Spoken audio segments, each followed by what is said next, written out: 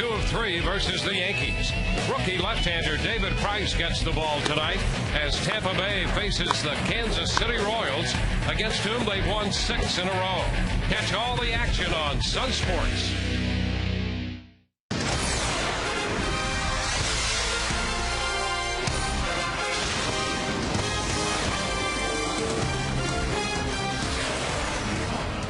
Tonight we welcome you to Tropicana Field. This game 1 of a 4-game series as the defending American League champion Tampa Bay Rays meet the Kansas City Royals. Hi again, everybody. Welcome to an evening of Rays baseball with Kevin Kennedy. I'm Dwayne Stats. Great to have you aboard. Todd Callis along throughout the evening as well. Rays 1-2 on the homestand. They have Kansas City coming in, hoping to get the bats started tonight. They have struggled to score runs.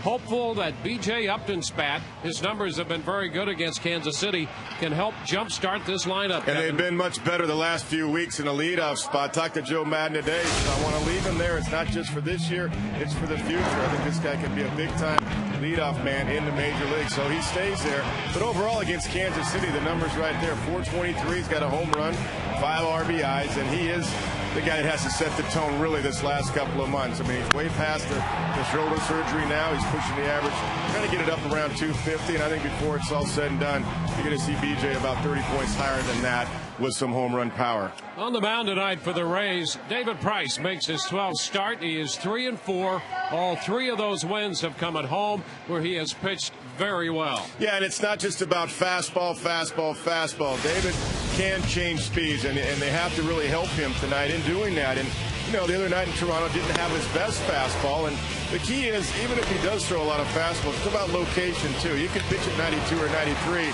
as long as you keep the ball down, works both sides of the plate. So that's the key tonight. But the numbers at home are good. It's home cooking for David Price. He's 3-1. The ERA is in the low 3s. The opponent's batting average against 216. And I think you're going to see a much different and more successful David Price tonight. And here is the pitching matchup. David Price, 3-4, comes in with a 560 earned run average. And Sidney Ponson, recently off the disabled list for Kansas City, he is 1-6 with a 6.79 earned run average. The Rays have had some success against him. So tonight, the beginning of this 4-game series, the Rays unbeaten against Kansas City in 6 games so far, including a 3-game sweep here and a 3-game sweep in Kansas City. Rays baseball coming up after this.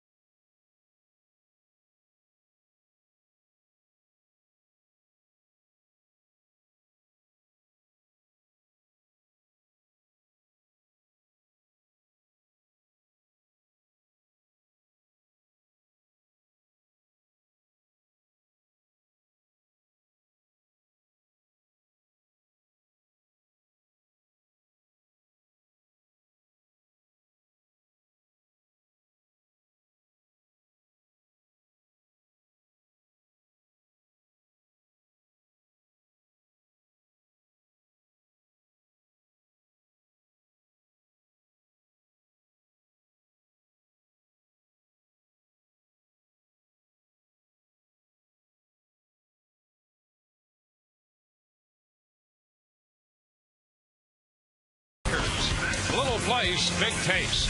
By your Southeast Toyota dealer. Get all of the quality and reliability of a Toyota during Toyota's Best for Less sales event. Toyota, moving forward. And by Geico.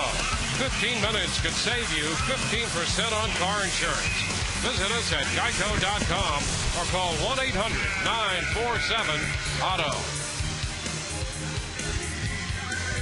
From Tropicana Field, the Rays and the Royals go at it tonight to open this series. Before we get around to the first pitch, let's go to the field and Todd Callis. All right, Dwayne, time to check in with the Executive Vice President of Baseball Operations, Andrew Friedman. His Geico quote of the game talks about what the Rays were doing on this final day of the deadline. Well, you know, in the end, after hour upon hours of internal and external conversations, we just ultimately didn't find a fit. You know, we had a lot of different conversations. In fact, you know, we got fairly close on something today, late in the day, and ultimately we didn't feel like it was something that made sense.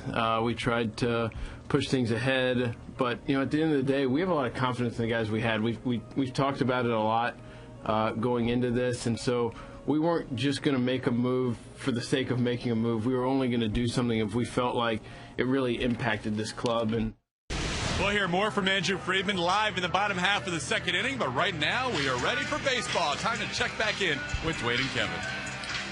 All right, Todd, thank you very much. Let's take a look at the starting lineup here for Kansas City. They'll have David DeJesus leading off at left with Willie Bloomquist in center and Billy Butler at first. Mark Teahan is the cleanup hitter, and Alberto Callaspo with a 12-game hitting streak, currently the longest one going in the American League, will be at second. The DH, Miguel Olivo, Ryan Pena behind the plate hitting seventh. Alex Gordon is at third base hitting eighth, and Yuniesky Betancourt, the shortstop, will bat ninth. And this Royals lineup will face David Price, who comes in at 3-4 with a 5.60 earned run average. Very tough outing in Toronto last weekend. 3 innings pitched. He gave up 9 hits and 6 runs. It was a no decision. The Rays came back and won that game. And again, it's all about command of the fastball. Not that David can't pound it with the fastball, but he's got to get the ball down, use both sides of the plate. Does need to use his changeup more and continue to get the tilt on the slider. The defense behind David Price in the outfield. We'll take a look at Carl Crawford in left, B.J. Upton in center, Gabe Gross gets a start in right field. Around the infield, Evan Longoria at third, Jason Bartlett at short, Ben Zobrist at second, Carlos Pena at first base, Gianna Navarro behind the plate, doing the game calling for David Price.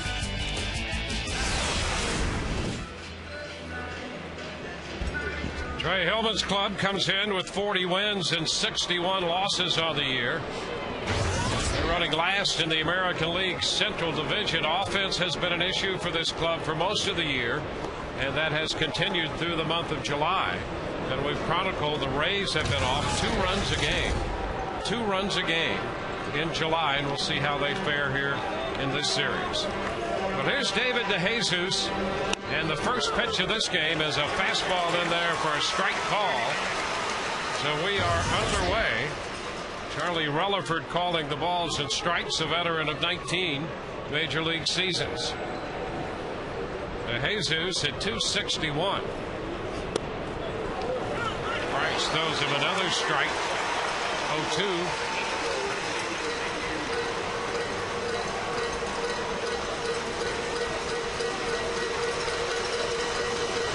City 3-10 since the All-Star break. About 2-2 on their current road trip. A ball, 2 strikes.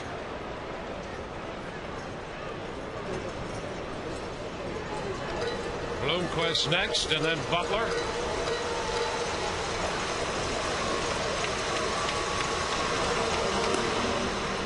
Down and away to square it. 2-2.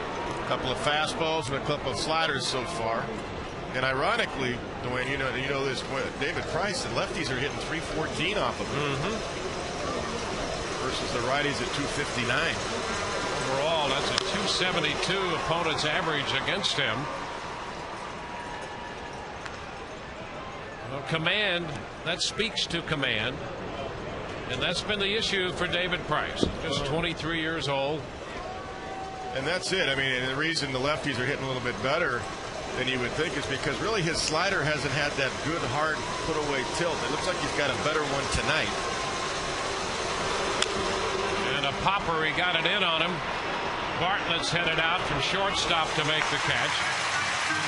That's the first out. One away here in the top of the first. Proud to be bringing you this game in high definition tonight. Opening game of this series. It's our great overhead shot there. That is fun and often informative. Here is Willie Bloomquist, the center fielder. There's a strike on the outside part of the plate. Yeah, it's a good location there. Down, 94 at the knees, outside corner. Perfect.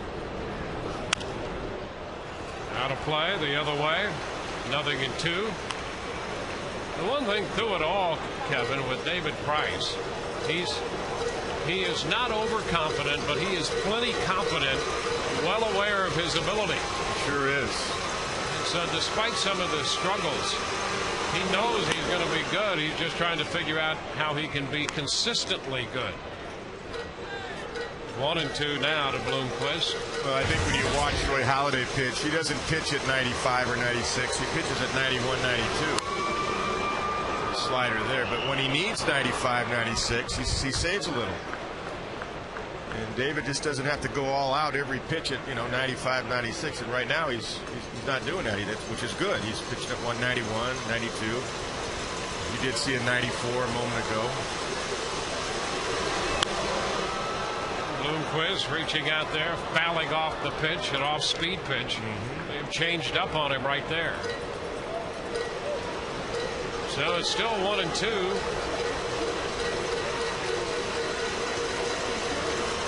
Bloomquist has consistently given Kansas City good at-bats. They really like what they've received from him, and he's extending this at-bat, fouling off that pitch. That's a good 1-2 pitch, though. That was down. We saw last weekend a lot of fastballs up. This is a good pitch. 92. Look at that. That's paint. That's just a protection swing right there. That's where David has to live, right down there.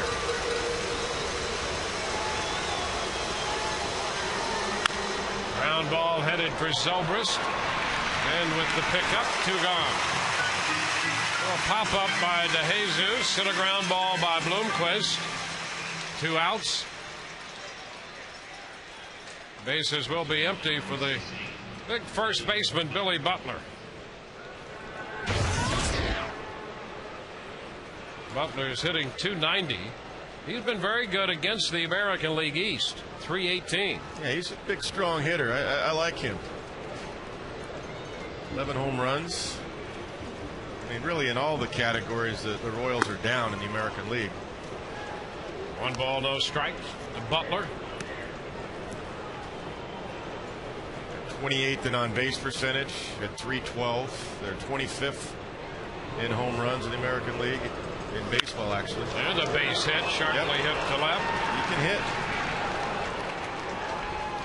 He lines a fastball into left, and Butler is aboard. A nice quick swing. So fastball tried to go in. That's just up and out over the plate. There's a difference between the pitches to Bloomquist and DeJesus versus Butler. That ball was up and out over the plate. He squares it up. Well, now it's Mark Teahen. Teahen in right field, and Hillman's lineup.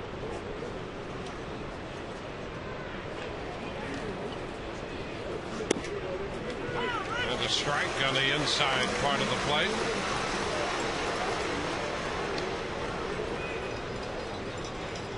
We have Teahen in the cleanup spot.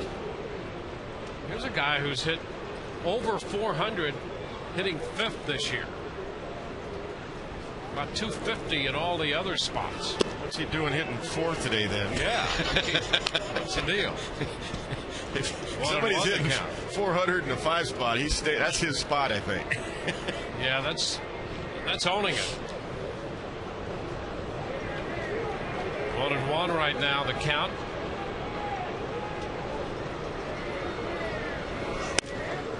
There's a nice pitch. fastball for a strike, and it's 1-2.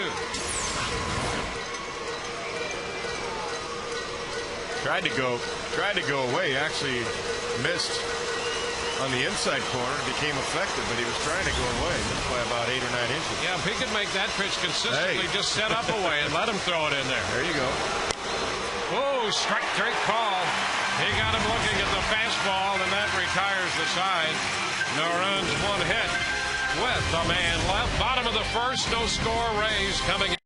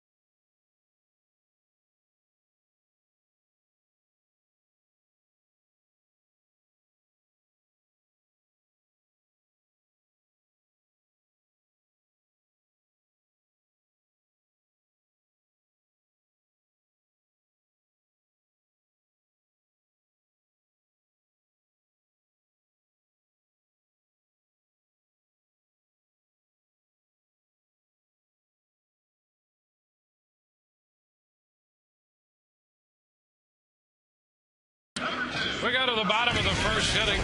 No score. The Rays coming in to hit. Joe Maddon's lineup has B.J. Upton in the top spot. Carl Crawford second. And then Evan Longoria. Zobrist, Pena, and Burrell down the middle. Pat the DH. Gabe Gross is in right. Navarro catching. And Bartlett hits ninth and plays shortstop. Right-hander Sidney Ponson on the mound for the Kansas City Royals. Right-hander. First pitch is down, a ball and no strikes. There are the numbers on Sidney Ponson. Yeah, he's had some time in the bullpen. 8 starts overall of the 13 games he's been in. The ERA, you see, well over 6.5. And BJ looks at a strike. 1-1. BJ is 7 of 12 lifetime against Ponson. So he would be a good guy to get something started, one would think. 2-1.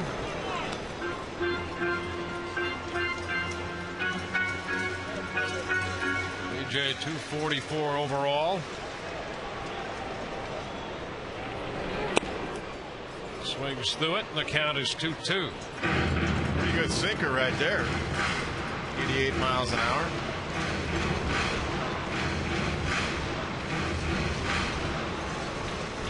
Starters ERA, of course, a lot of this is led by Zach Greinke, but they're 5th in the American League at 4.29. And a full count. Ponson's coming off an outing against Texas in which he pitched 6 scoreless innings. He did. He pitched well. Zach Greinke. Do it again, 3-2. Just in case you're making your plans, you saw Zach Greinke over there. He'll be pitching the Monday afternoon game here against Scott Kazmir.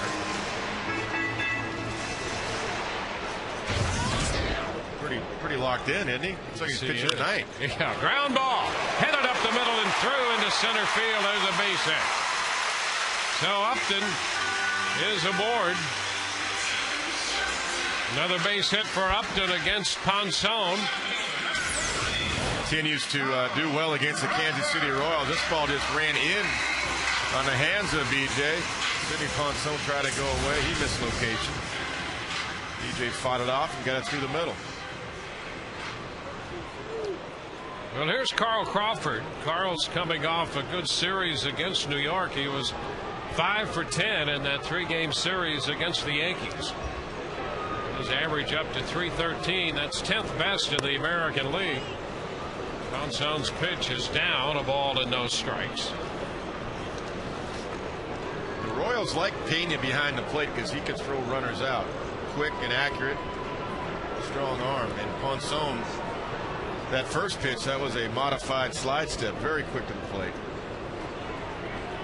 1-0 the count to Carl. Here's BJ with a 32 steals, third in the league. Another toss over there, and that's been something the Rays have not been able to do as much as they would like for July, and that's run. Yeah, July's been a tough month overall offensively. BJ 32 out of 42, 76%. Crawford takes it in off the plate. 2 balls, no strikes.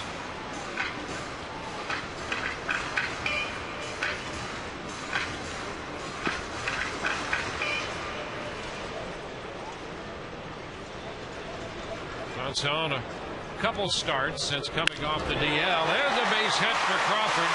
He slaps it right through the middle. Upton advances to second and holds, and the Rays have their first 2 men on. Well, here's a first inning threat. Yeah, I think it's been a while since we've seen BJ at second and Carl at first with Longoria up. Yeah. It's been a while since both guys have been on like that. Especially to start the game. Well, this is the way it's supposed to happen. Yeah, that's by design, says Joe Madden. Well, here's heaven. Longoria with 21 home runs. He's second in the league in runs batted in with 78.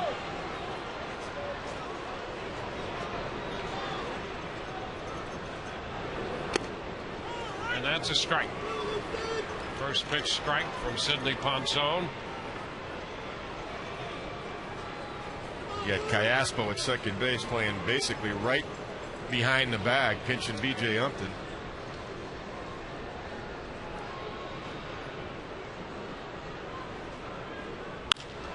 And a fly ball lifted toward right center. Bloomquist still after it, and now in front of him Tien. Here's a tag at second, and Upton's going to go to third. And it'll be first and third. Ball not too deep, but BJ challenging and made it really easily into third base. If you look at the Royals defense in the outfield, David DeJesus in left, Willie Bloomquist in center, Mark Tien in right, across the infield left to right, Alex Gordon at third, Yudinski Betancourt at short, Alberto Callaspo at second, Billy Butler at first, Brian Pena behind the plate for Sidney Ponzone. Tien hasn't spent a lot of time in the outfield this year. He's played all over the place. He's played second, third. He can play the outfield. He gets that arm stretched out. He can throw as well. Yes, he can. He was getting a lot of time at second base. I was down there in Arizona in spring training for a bit, and he was playing second base the game I saw. Here's Ben Zobrist. Pitch is a strike around the knees. And has taken to the cleanup spot. He's hitting .368 since being moved into the 4th spot in the order for the first time since A-ball. Yeah, this is a good move that Joe Madden made. It took a while, but Joe decided finally to put Ben in that 4th spot, especially switch hitting, giving you some good at-bats. Working the count, 18 home runs, 54 RBIs. 275 left-handed. How about this? 350 when they turn him around from the right side. Third in the league in slugging percentage. Third in the league in on-base percentage. And all of that has prompted Joe Madden to single him out. He says this guy gets the best at-bats in the Rays lineup from either side of the plate. Yeah, he's almost identical. A lot of switch hitters look different from both sides of the plate. He looks almost identical in his setup, the way he kind of tucks his shoulder right there with his chin on the shoulder. Lifts it foul, out of play. Yeah, he's got just a little bit of that Stan Musial peak. A little coil there, yeah, exactly. Hands a little bit lower than a lot of guys. And then he uncoils. Down 2 strikes.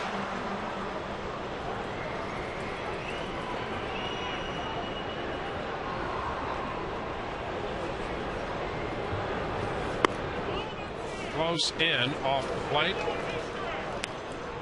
The pitch did not come back for Ponson, and it's a 1-2 count. Yeah, that's what he wanted it to do. Good effort coming up and in right there. A little two-seam action. Ben reads it pretty well, though. He has good pitch recognition. Low. 2-2.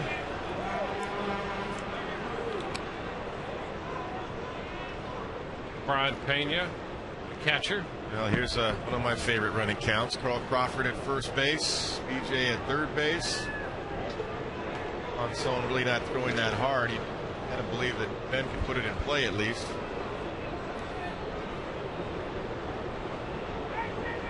Good time to run. First and third. 1 out, 2-2 count. He's not going, and Zobrist bounces one foul.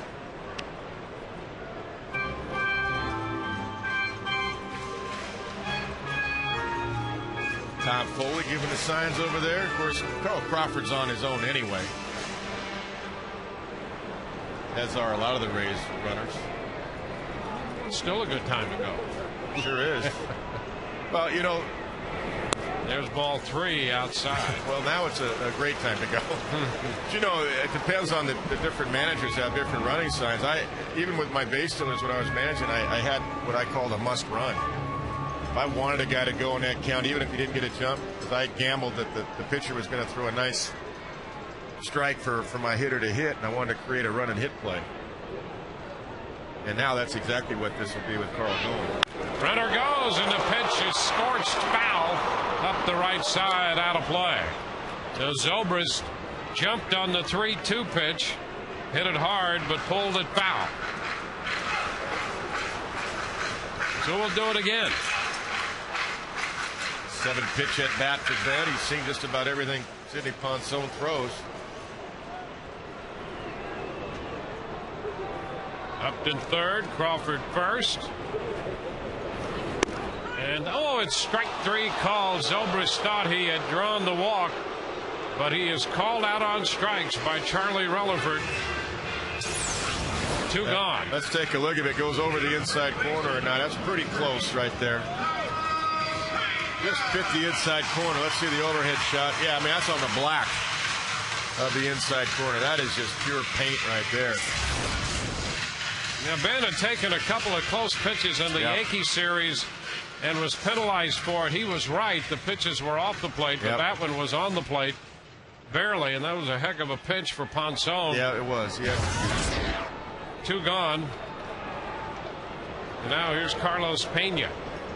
Carlos has to pick you up. Ben's been doing it all season long. Now it's Carlos got to just pick you up right here. Takes a pitch wide. Boy, there's a nice gap out there in left center. The shortstop playing right up the middle behind second base. That's court up the middle. Yep. Iospo in short right field.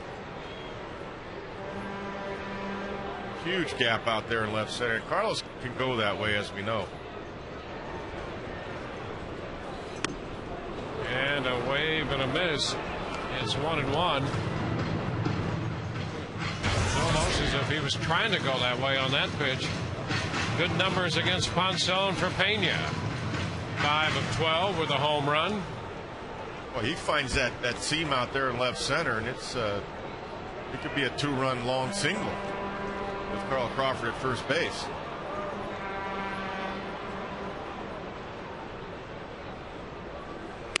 Too low.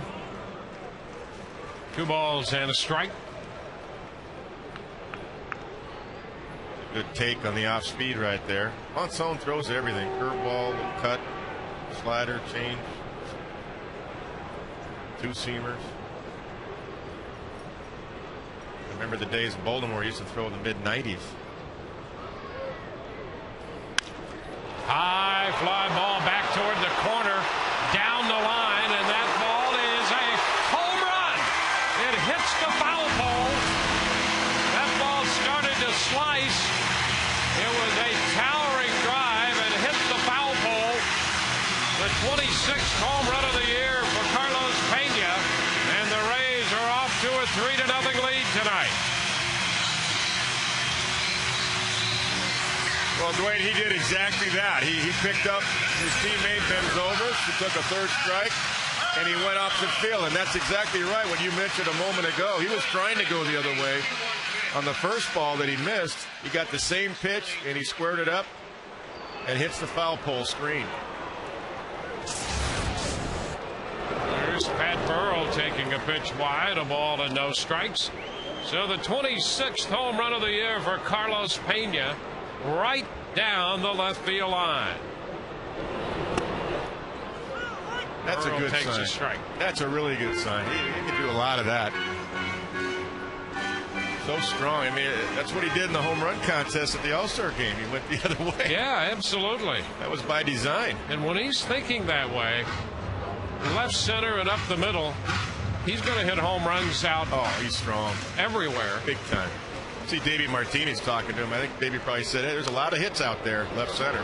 Foul ball straight back and out of play. The count is 1-2. Hey, none of that, Pat. Right back at us up here. I wasn't looking. It's a home run right back here. Yeah, and you're the catcher in the booth. I know. All right. I get Just the so bare we hand know. up.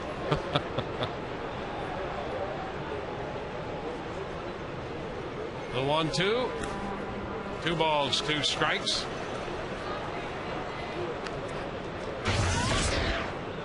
It's 125 home runs for the Rays this year. They're third in the league in that department. Started the night third in runs scored. And Pat is out on strikes. That was a good pitch. He started to go on the slider and took it. Rays get 3 on one swing of the bat. They lead 3-0.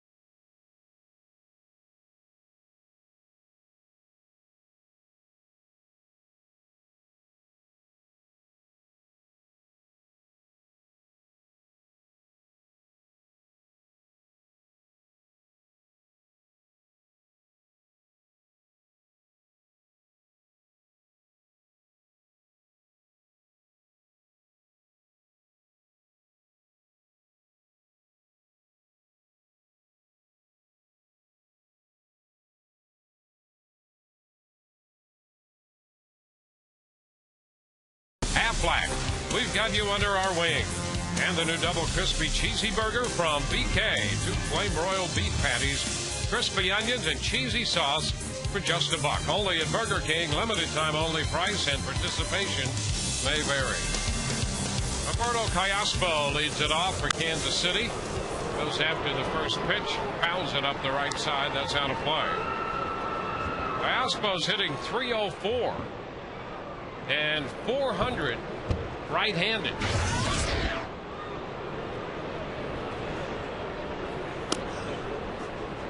1-1. He's shown a little pop in his bat. He has 7 home runs. .304 overall. He has hit his way into this lineup. 2-1. Olivo next, and then Pena, the catcher.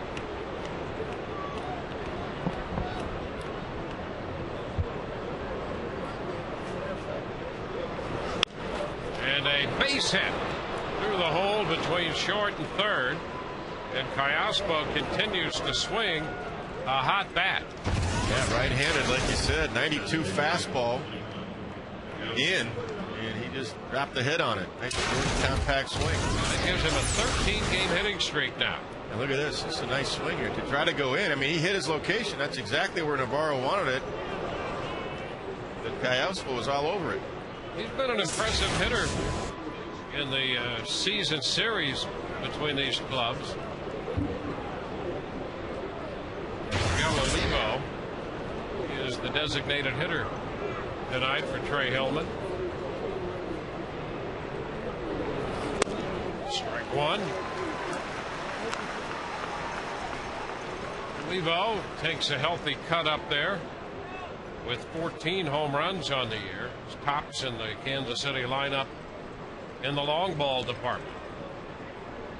Callaspo only has one stolen base. He's been caught once.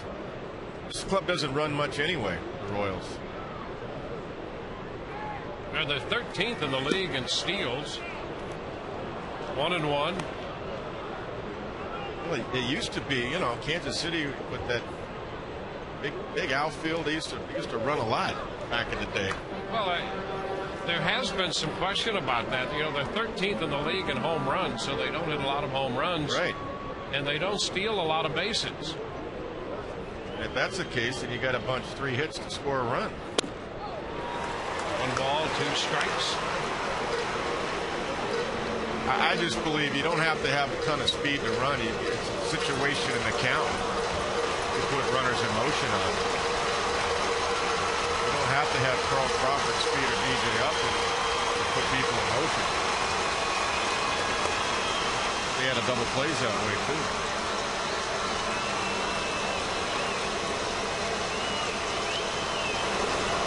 And a wave and a miss. Olivo went outside the strike zone for that one.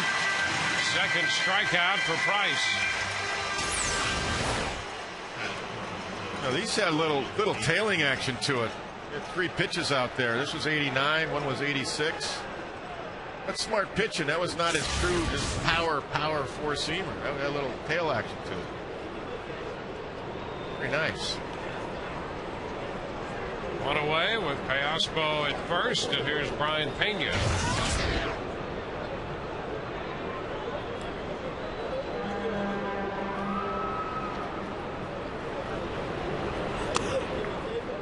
Slow. Pena came up from their AAA club Omaha at the end of May. And as you mentioned earlier, Kevin, they like his ability behind the plate. Yeah. They like his throwing. He's their best throwing catcher. Yeah, they've got 3 catchers on their club. Not too many clubs anymore carry 3 catchers. Olivo, of course, and Buck, the other 2. It's a little tap, first base side foul. It's 1-1.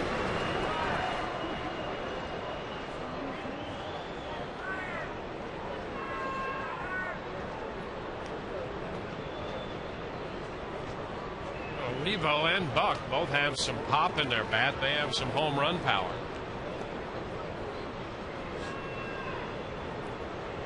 And Olivo has a great arm. He's always had a great arm.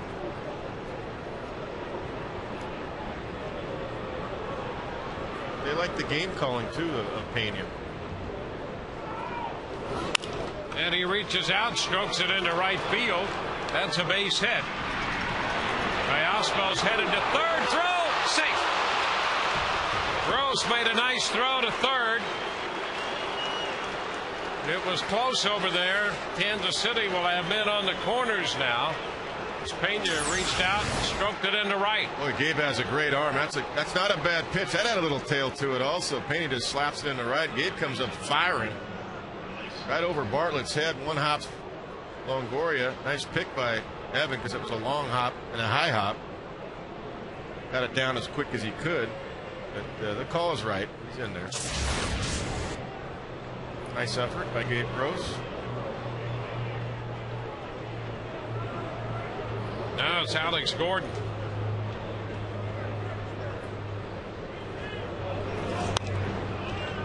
Pitch is low.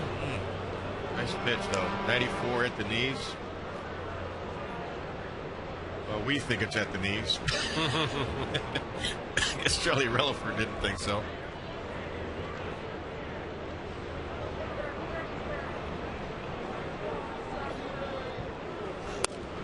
Snap throw down to third, and the runner's back in. Kayaspo got back in. The pitch to Gordon was a strike, and Navarro took a shot at Kayaspo. Well, he's good at that. We saw Navarro do that against the Angels and Sean Figgins. Kayaspo didn't have a big secondary lead. That's why he was able to get back. Kind of stayed right with his primary lead. Barely got off of there, but still made it close. Pops it back foul. Fastball, and it's 1-2. Gordon's average is just 224, but he missed almost 80 games because of surgery on a tear in his right hip. And recently he's been swinging the bat better. Well, this is where David's got to go for the strikeout, whether it be a power fastball up or a hard slider away. Foul, fastball, out of play. See, if you go up, you like to go up and in because DeHonor was sitting away and he wanted it up, but that gives you a chance to put the ball in play to left field if you do that. If you go in and up, you could tie him up. You don't want him putting it in play. You don't want him slapping one to left field with contact low.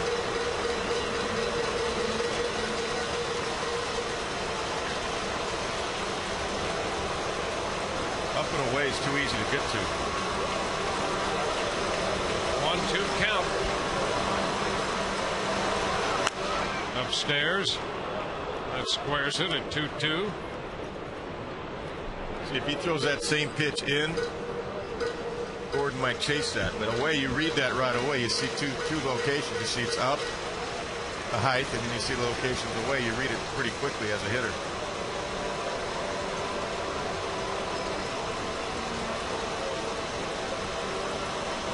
The 2-2. That's foul right back into the screen. Holds the count there.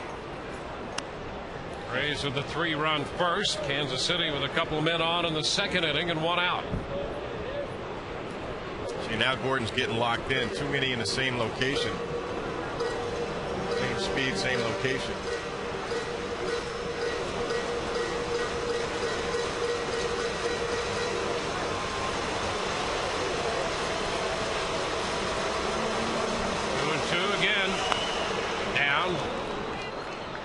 So the count is full.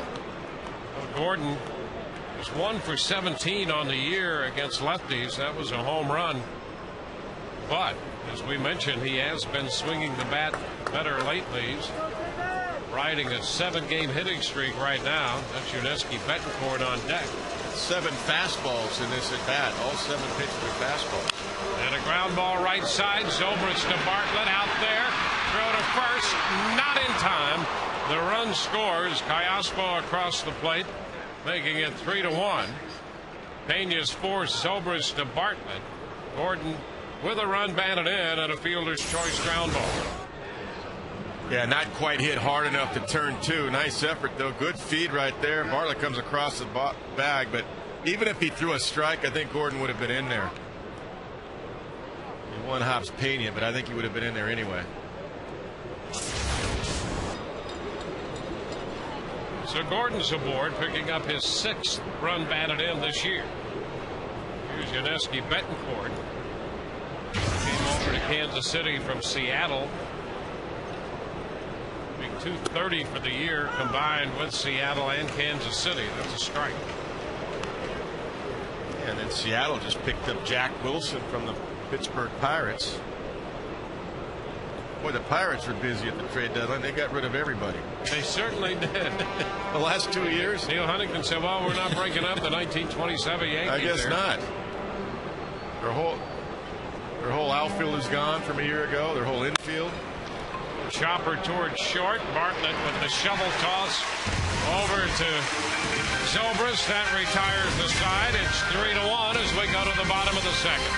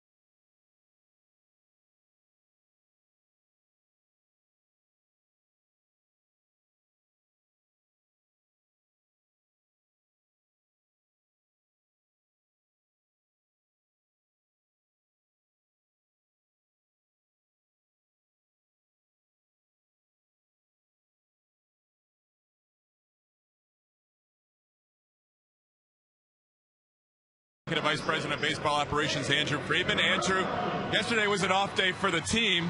I'm assuming you guys didn't have much of an off day. Been pretty busy lately? Yeah, it has been. We left pretty late last night, and the last week it's been pretty much nonstop. But it's it's an exciting time of the year and something that a lot of our scouts in the office put a lot of time in, not just to this deadline, but as we get into August as well. Gabe Gross will lead off against Sidney Ponson. We heard a couple of your comments before the game about something that developed very late, and you said you guys were prepared and dealt with it as here's a fly ball to center field. But now as you think back, you wish you had an extra hour or two to maybe work something out? Yeah, I feel that way every year, and I think it's just the nature of deadlines. When you have a deadline, things tend to gravitate towards it, and when that happens, you always wish you had an extra hour. But for us, we made a key acquisition last year with Chad Bradford in August, and we're going to continue to really monitor the waiver wire. And as I said earlier, not sure if it ran, but the only benefit to being in third place right now is that we have waiver priority over the Red Sox and Yankees, and so we're going to take advantage of that. We've got a lot of faith in the guys that we have here as well. You mentioned also before the game that it was almost like 2007 in that. Can you explain to us what happened in 2007 and how it may work out for you in 09? Yeah, in 07 we were talking about it after the deadline today that, thinking back to 07 and about 30 minutes before the 4 o'clock deadline, Terry Ryan and I spoke for the first time about a deal involving Delman, Garza, and Bartlett. It was obviously, way too big of a deal to complete that quickly, but we really laid the groundwork for it, and it was something that when we got into the offseason, we picked up where we left off and were able to consummate a deal. Yonder Navarro flies out to left for the second out. You guys are so good doing your due diligence on the other teams. Did anything that happened with the Red Sox surprise you today? Not at all. We've got a lot of respect for them, obviously. The Red Sox and Yankees both have far greater resources than we do, and it's a fact of life and not something we spend any time lamenting. We just have to learn how to operate around it and figure out and carve out our own little niche, and I think we've done that. We've got to continue to do that. I think we demonstrated last year that payrolls don't decide the standings, so we don't use it as an excuse, but obviously they've got awesome resources. And they're very bright and well prepared. And so, whether it's the off season, whether it's July 31st, we know that they're capable of. Carved out your niche very well last year in terms of an AL championship. What do you need to see out of this team in the final 60 to get back to the postseason? Well, I think it's twofold. I mean, one of the biggest things for us as we approach this deadline, it was pretty much two-pronged. One was if we could make a significant impact. And it wasn't something that we were going to rearrange the deck chairs, and the other was kind of under-the-radar type stuff. Both of those kind of groups, for the most part, was focused on run prevention type stuff. And whether it be pitching or other aspects of the game that help prevent runs. At the end of the day, you need to score more than you allow, and whether you help kind of reduce what you allow or add to what you score. And the reason we were focused so much on the run prevention part was that we have faith in our offense. We feel like we have the firepower in place, and these guys have the track record of success. And so obviously July was disappointing. We still managed to win some games. But I think in the last 2 months, we're going to score a lot of runs. For me, the run prevention side of things are going to be it's going to be the most interesting part between us being 4.5 games out and us potentially getting into October. Quick inning for the Rays. Andrew, thank you very much. Catch up on some sleep, and we'll have Dwayne and Kevin when we come back for the third.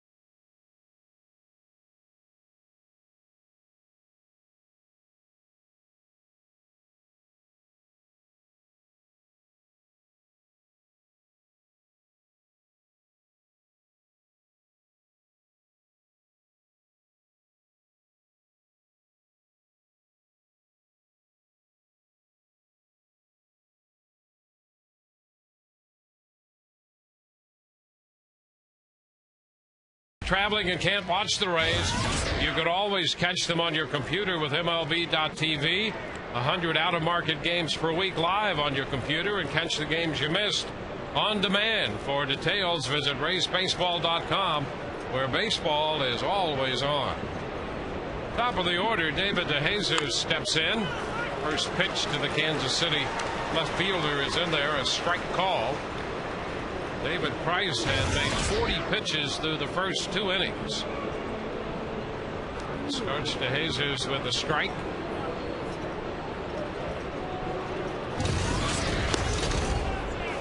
One and one. Bloomquist will be next, and then Butler.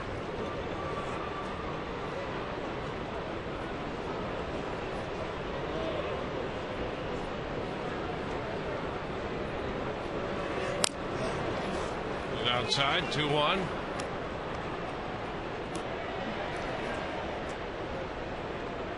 We were being invaded there for a moment. Yeah, didn't know who that was. Pirates of the Caribbean or friend of somebody. Penzance or somebody. The chopper headed to second for Zobrist. Vince throw to first, routine. One away here in the third.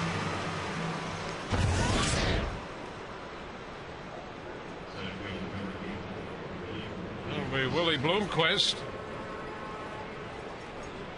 He had an extended at bat in the first inning. And what has been something of a disappointing season for Kansas City, they have really been impressed with Willie Bloomquist.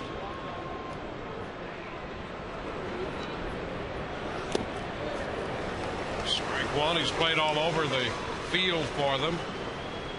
He's done about everything except pitch and catch, and he has hit the ball and has had consistently good at bats.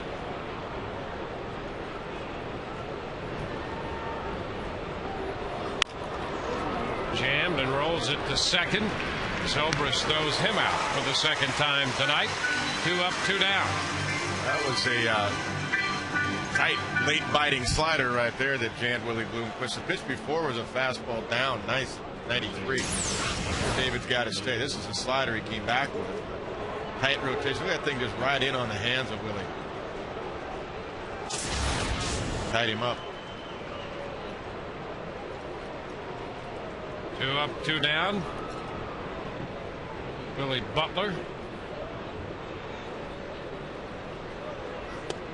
And that's a strike. Butler had a base hit in the first inning. He continues to be an impressive young hitter out of the Jacksonville area.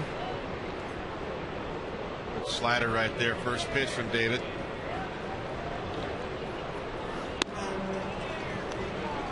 One ball, one strike.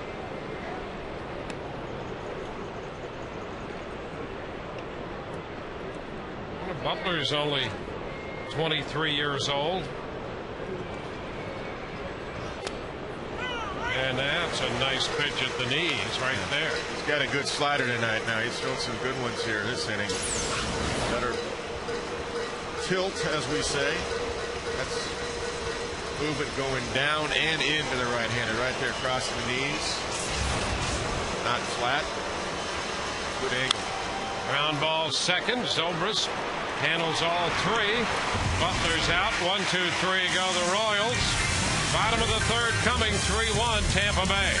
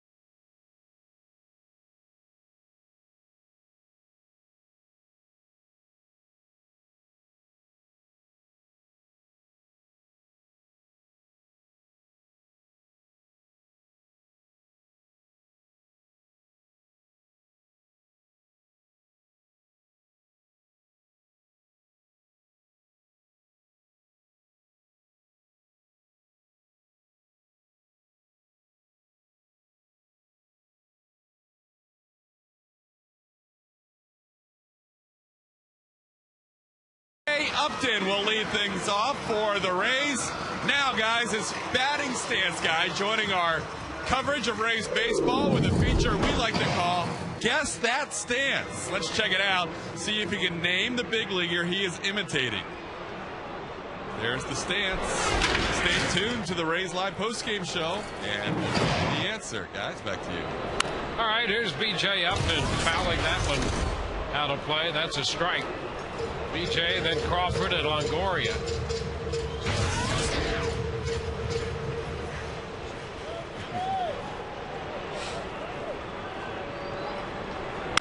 Ground ball down to third, scooped up by Gordon. He throws a strike across the diamond. That's one away.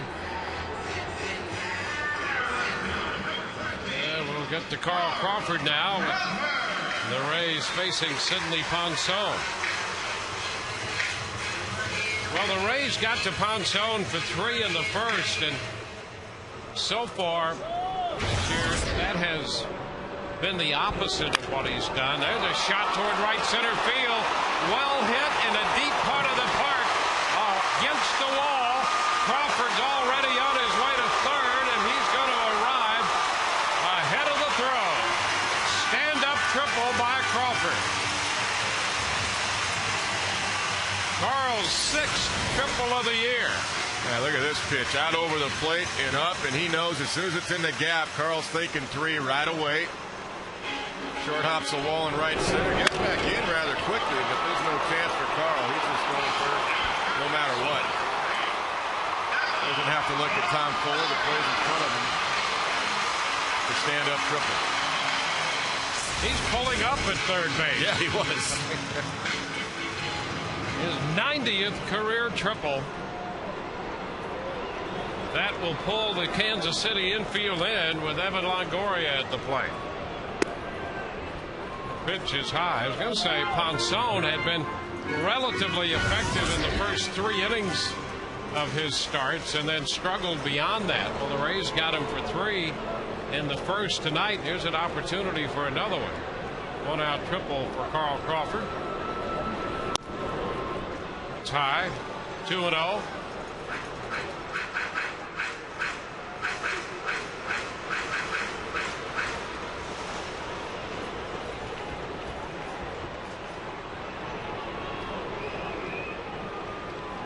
Not even breathing heavy. You think he's in shape? Right, 2-1. I'm telling you, to see him healthy, man. I mean, he's in great shape. He works hard. He's fun to watch. And he really spent a great deal of time this winter reinforcing himself. Swing and a miss. The count is 2-2. He's idea. I know a lot of people have asked me about leading off. Would you lead Carl Crawford off? I said no. I love him in the 2 spot because I've always liked the left-handed hitter in the 2 spot that can actually drive the ball, just like you saw, not just bunt and ping the ball opposite field. He can do both. And he really prefers that spot over leading off anyway. And I think the point you make about a left-handed hitter is good. And he's one of those guys who has some pop in the second spot. Yeah, he gets some fastballs like that one just now, a triple off the wall. He's got 10 home runs, 48 stolen bases. 3-2 and a chopper foul. Longoria will see another 3-2 pitch. He's got a potential run batted in out there at third with 1 out. Evans second in the league in RBIs. So you got 3 fast guys with Jason Bartlett hitting 9, and then BJ and Crawford in front of Longoria. And ball 4 down and away. He would not chase that one. So it's first and third with 1 out for Ben Zobrist.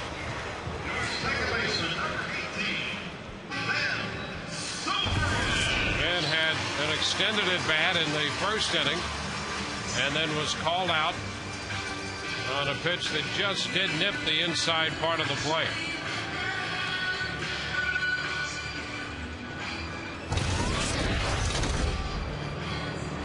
didn't get the white of the corner of the plate. It got the black, which is the seam around home plate. For people that don't know what that means, that's what that means. There's a black rubber seam around the 17-inch plate. That's what that pitch hit. Zobrist shoots it right back, deflecting off to the second baseman Callaspo, and now an attempt to double up. Longoria is not going to work, but Crawford is doubled up off third base. How about that?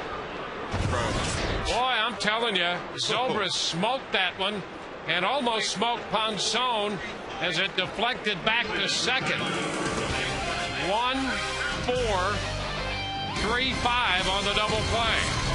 We're through 3.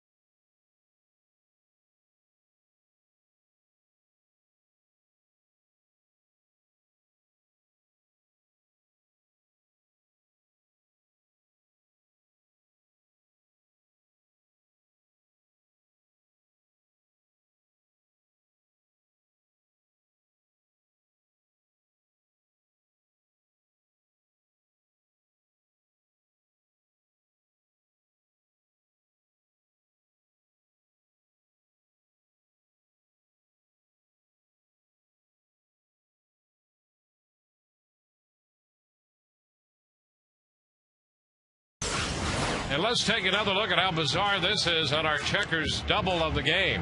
Yeah, right off the shoulder of Sidney Ponson. The right play is made to double up Longoria, but it hits him in the back. And Carl just got confused because he never did go back and tag up. Didn't realize the ball was still in the air off the pitcher. So it's 1-4, 3-5 on a very unorthodox double play. You never know what's going to happen. I've never seen that. Never seen that either. Ponson's lucky he didn't get hurt seriously. That ball was a bullet. That's right. Zobrist smoked that ball. Up T and fouls it. Strike one. So it's 3-1. The Rays there. I mean, that ball was hit so hard. And you're right. Ponson very fortunate not to have been hurt seriously. Well, especially in the face or the head area. That's a good pitch. Strike at the knees. 0-2. Look at that. He says he's using his head. Yeah. The hardest surface there, and that ball ricocheted out the second baseman, Callaspo. Here's Bartlett with a nice play. Bartlett to Pena. One away here in the fourth inning. Then it's time for our Aflac trivia question. Aflac, we've got you under our wing. What is the Rays' all-time longest winning streak versus any opponent? Well, they have 6 wins this year against Kansas City. There are a couple of longer ones than that. Here's Callaspo. He was part of that double play.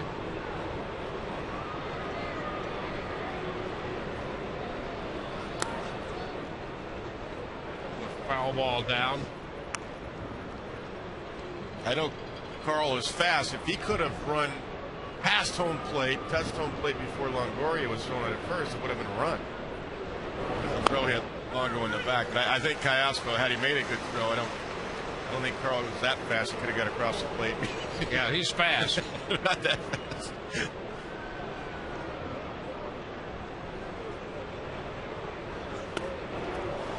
a miss, and the count is 1-2. I remember, you know, I mean, that gets to be a little scary when there's a line drive hit with that kind of velocity off the bat right back toward a pitcher. And to escape injury, you're really fortunate. Chopper out to Zobrist. I remember years ago when Henry Aaron was playing with the Milwaukee Braves, he hit a ball, a line drive off Dick Farrell. Remember the right-hander? Yeah, Dick sure Farrell? do. Absolutely. He hit a ball off his head that ricocheted into center field and wound up, as I recall, double. I have seen that before. I've seen balls go right. Was it Kaz Ishii with the Dodgers? I know Eric Karros is in the ballpark somewhere. He'll remember that. I think he was playing for the Dodgers, and that ball hit right off his forehead. Line drive. A strike to Olivo. I've seen that a couple of times, and guys survive it too. That's dangerous. I've never seen a ball hit like that though, off a guy's shoulder and then stay in the air for a double play. 1-1 the count. David's got a good slider tonight. This might be the best slider that I've seen this year from him. There it is. 1 ball, 2 strikes. That's what wasn't working in Toronto. He threw some flat ones. In fact, his last couple of starts, he's got a really good one tonight. That's the difference. That makes your fastball and occasional changeup that much better. Now you can't sit on one pitch. High fly ball. That's got some carry back into left center field. Crawford along the wall, and that ball's going to hit off the wall. Extra bases for Olivo as he makes the turn and stops with a 2-base hit. Carl lose that one? I think he did. He was tracking it. Yeah. He was parallel with the wall, looking for it, because he was in the vicinity. Olivo's got power, and that also was a slider, and he got to it. That's a flat one right there. That didn't break like the other ones all night. That's a little flat.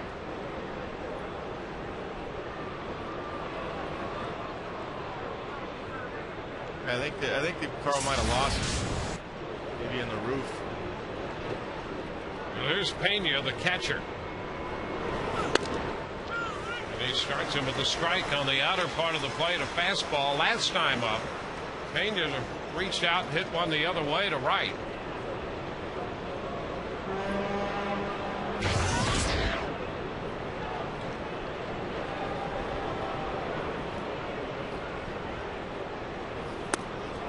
Ooh, he telegraphed that. Slowed his arm down.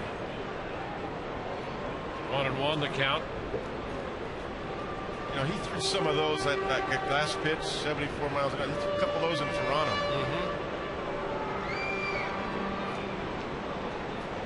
Looks like a slurvy curveball. Misses the outside part of the plate for ball 2. The fastball down and off the plate.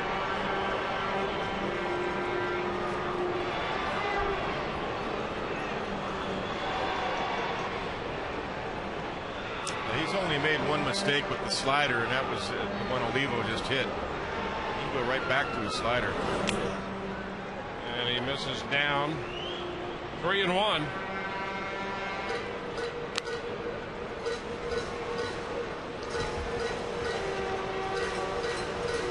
The other thing about Brian Pena they like, he swings the bat pretty well.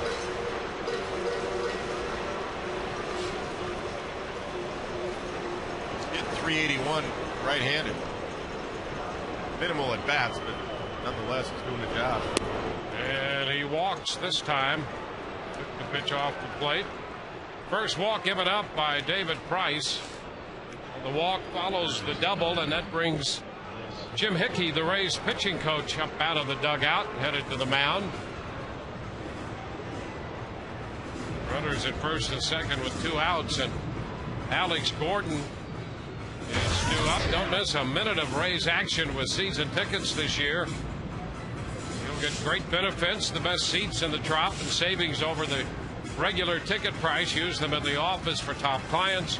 or simply spend more time with the kids at the ballpark. Call 888-FAN-RAYS or visit RaysBaseball.com.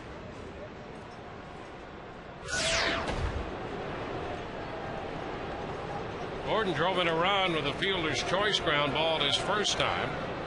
Kansas City with a 2-out threat this time in the fourth. I think that meeting, Dwayne, was a little concentration meeting right there, because he kind of just lost it on Payne. He threw one good pitch, and then after that, he kind of just lost everything.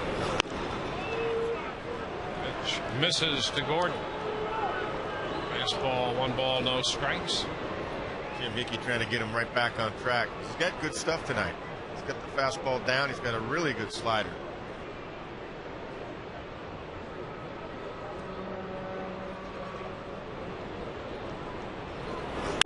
Ground ball, first base. Pena's got it. The toss to Price is there in time. That'll retire the side. A run, or no runs, 1 hit, 2 left. 3-1 Tampa Bay.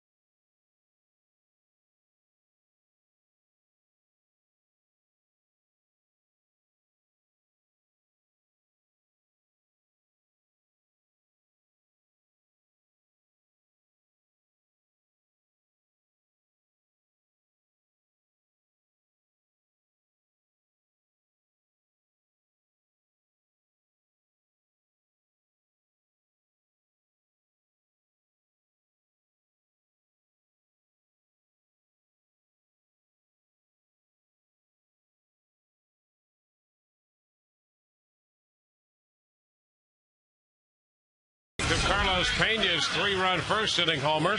He'll be leading off the bottom of the fourth here. Time for our Aflac trivia question answer. What's the Rays' all-time longest win streak versus any opponent? Aflac! 12 against the Baltimore Orioles, representing the longest win streak against one particular team. A couple of times versus Kansas City, they've had good winning streaks. 12 against Baltimore in your own division that last year. That'll help. That'll help win a division. Yes, it does. Well, now Judy wants another home run. It's her birthday. She got 1 home run from Carlos Pena. Now they want another one. It's a two-seam fastball right there. Carlos went with it, did not try to pull it. And it hit the screen of the foul pole. 3-run homer.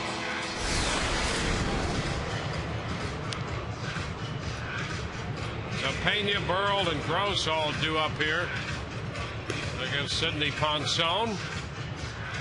There's Judy. Well, happy birthday, Judy. Got a home run going for you. Why not another one? She's T-bowing the game. She can see herself tonight. Yeah.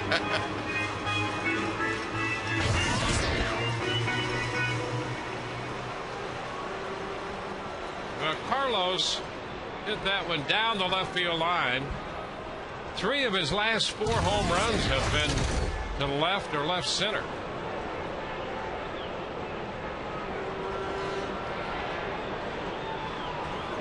He's short, is on the bat with the shift on. They have Diaspo in short right, and this time Betancourt on the first base side of second. 1-0 the count to Pena.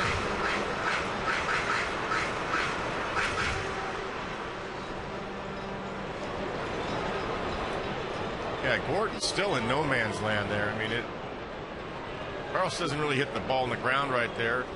He will occasionally bunt, but you can't get to a bunt from where he's at. He's just saying, hey, 2-0, go ahead and bunt.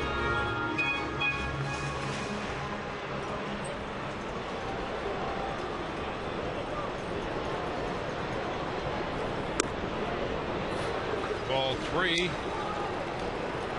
was soft away to Pena. 3-0.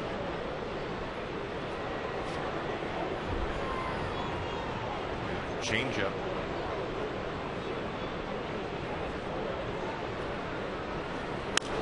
He swings 3-0 and lifts a fly ball to center.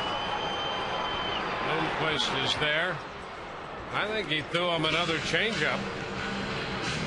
3-0 right there, and got him on a fly ball to center. Well, let's take a look at some of the other scores. The Yankees have a lead in Chicago in the bottom of the second on the White Sox. It's 3-1, and Baltimore has a lead over Boston 5-4. The Orioles with a couple runs in the bottom of the sixth. Pat Burrell takes a pitch down. 1 ball, no strikes. It's a good pitch by Ponson, really, on Pena, because it was a 3-0 changeup. Well, he was smart enough. Yeah. Ponson and Pena, and Brian Pena, their catcher, smart enough to make sure you kept pitching 3-0 to Carlos. Absolutely. That Carlos thought maybe get a fastball away. Didn't happen. Burrell gets one high and deep into left center field. Bloomquist to the wall, and it's going to be over the wall, bound away from him. Burrell's around second. He's going to go for 3. Pat Burrell with a triple. Pat Burrell's first triple of the year. Towering fly ball and bounded off the wall away from Bloomquist. And Pat Burrell goes all the way to third. Well, these are 2 guys we talked about in the open, Carlos Pena and Pat Burrell. That's a fastball on the inside corner, and Pat got to it. Nice short swing getting through that ball. The overhead, that's right off the inside corner on the back of the plate. Pat's chugging around. He sees that ball carry him off away from center fielder Lundquist. Once he saw that, he said, I got a triple out of this. Hey, that's no big deal, Kevin. He's got 15 career triples in his bad. Yeah, in his career, so he's done that before. Good swing though, too. That's a good thing. Get Pena and Pat going here. Yeah, here's Gross taking a pitch inside. 1-0. Well, really, you know, we're talking about trades. I mean, what was out there other than Matt Holliday once he got traded to St. Louis? Really, what offensive guy was really available? Yeah, okay, Victor Martinez. But I think more for the Rays, it was more about an impact guy. That impact guy would have been more Cliff Lee or Roy Halladay. Well, and I really believe what Andrew Friedman said for this club makes so much sense. You're trying to figure out how to prevent runs from being scored. He thinks he's got some offense here, enough to score. Ground ball to first. Butler's going to make the pickup. Holding at third is Burrell. You just have to believe that the Rays are going to score more runs than they have in July. The offense is better than that, and it was hitting on all cylinders for 2 months, and you have to believe that it will again. Well, and Pat Burrell and Pena have to be a big part of that, because both guys are hitting in the low 2s coming into this game. And Pena made an adjustment going opposite field for the home run, and Pat had a nice short swing there with that triple off the wall. Here's Navarro. Pitch is down, 1-0. And I got to tell you, I know Victor Martinez has improved last couple of years defensively, but to me, he's an offensive catcher. Yeah, absolutely. And I guarantee you, Boston is not going to sit Jason Varitek, because he still calls an excellent game. Victor's going to be in the lineup for his bat.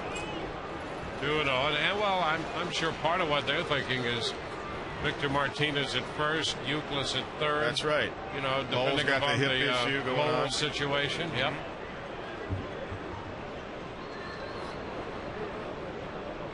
It's 2-0. That's what the Rays have done since the All-Star break. Hitting .234 and you've got to score more than 4. There's a bouncing ball foul. You know, you compare that to what the Rays had done in May. The Rays scored over 6 runs a game on average, 6.1 runs a game. And in June, they averaged 5.7 runs. Well, that's fallen off now by 2 full runs in July.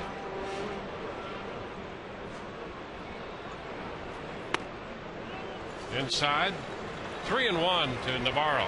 That's that same pitch he tried on Ben Zobrist. Got the second one when he did that in there for strike 3. Of course, that was would have been strike 2 if he'd called it. Now he's got the count in his favor.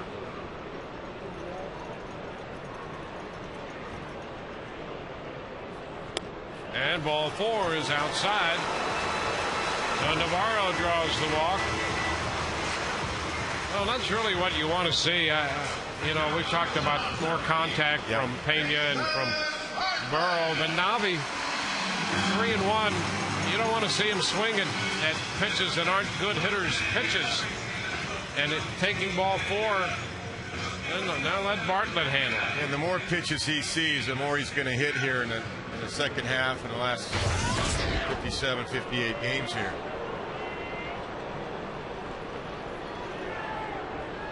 Jason fouls it. He got a first pitch fastball he was after right there at strike 1. Yeah, 88 right down the middle. Good swing. Good short swing.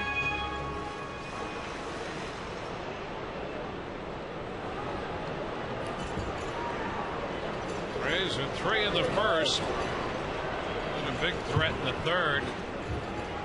Kansas City got that unusual double play. Now first and third, 2 outs in the fourth for the Rays. Bartlett fouls it again. It's identical. Yeah, another fastball right there. 0-2.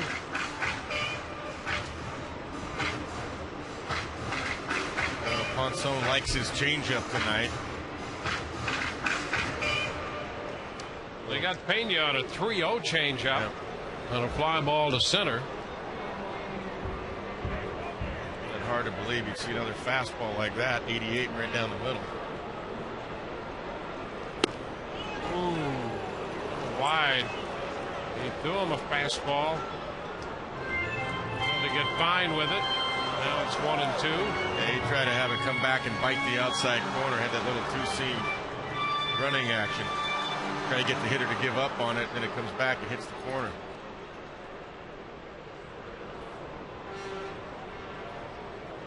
1-2. And he shoots the corner again and misses. Same thing.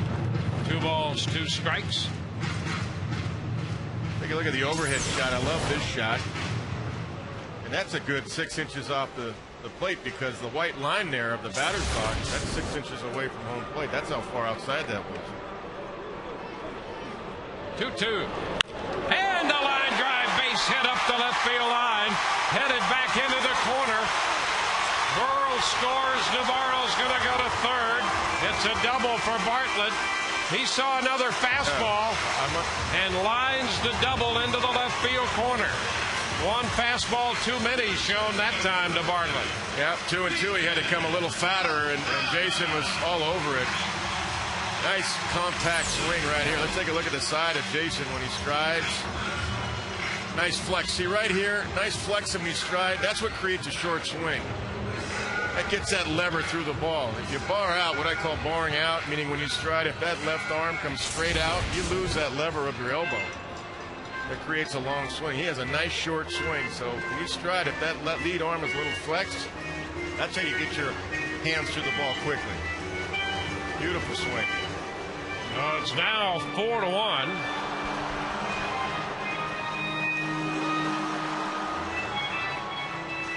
B.J. Upton with men in scoring position. Big here to come up with a base hit. B.J. takes that pitch in there for a strike. Maybe a little slider that time from Sidney Ponson.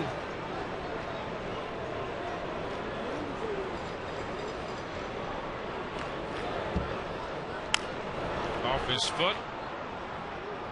0-2. One thing about Sydney these days, nothing straight. That one bit BJ. He's got that shin guard on to protect him. See where it got him though. Got some meat here. Almost right off the instep. That's why he's got that on there. And when you have those sinker ball pitchers, that obviously hitters will do that a lot.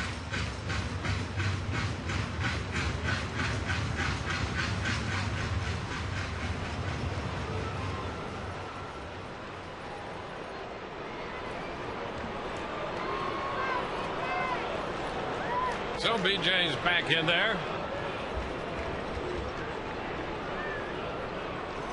Upstairs. 1-2.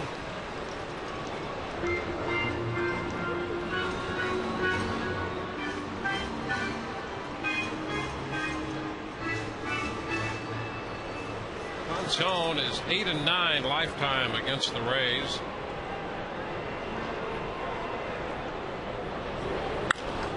Fly ball lifted into center. Bloomquist will have to go back to his left toward right center after it, but he hauls it in. Rays had a run, lead 2, and through 4 they lead 4-1.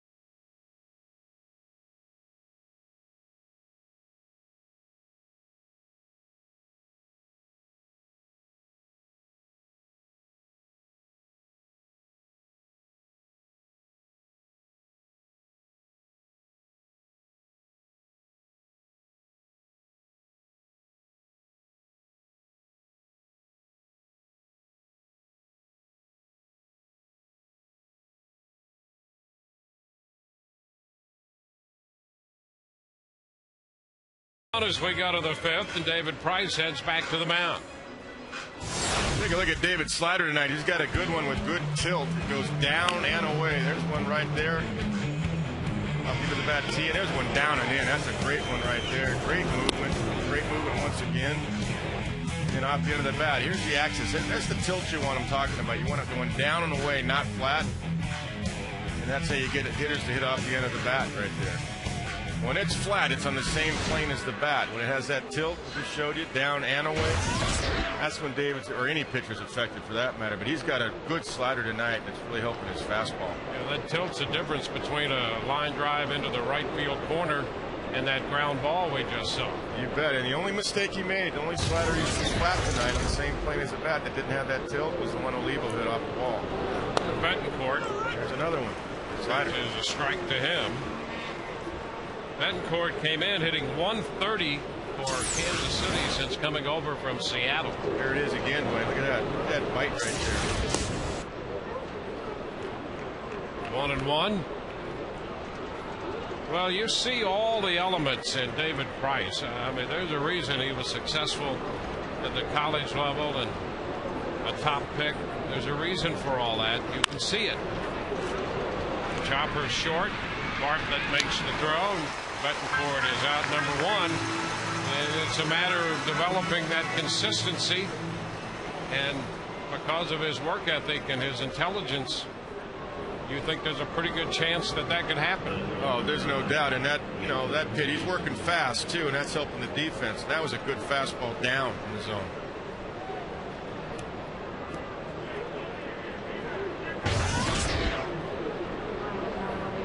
Now the top of the order for Kansas City, David DeJesus. He bunts, foul. It's a strike. Evan was all over that. If he did hit it fair, Evan had him out. Evan was playing ready for it. Playing even with the bag or so.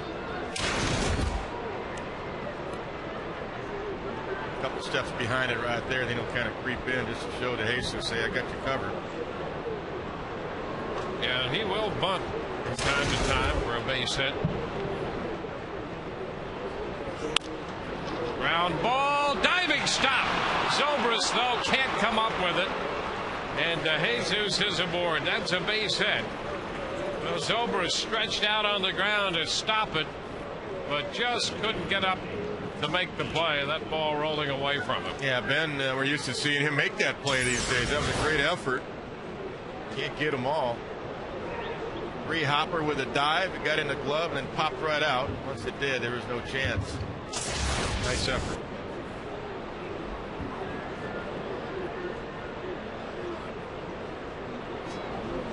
Bloomquist, Willie Bloomquist, the center fielder.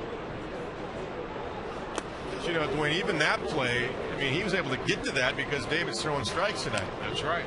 And he's working fast. And that's what we talked about the other night in regard to the defense. Yep. When a pitcher makes good pitches and hits his location, the defense is going to be better. You bet. We saw Scott Kazmir do that the other night against the Yankees. He was outstanding, working fast, just getting on the mound and pounding the zone. 2 balls, no strikes. There's Scott coming off his best start of the year. That's a good sign. Boy, he was outstanding against the Yankees. Got deep into the game.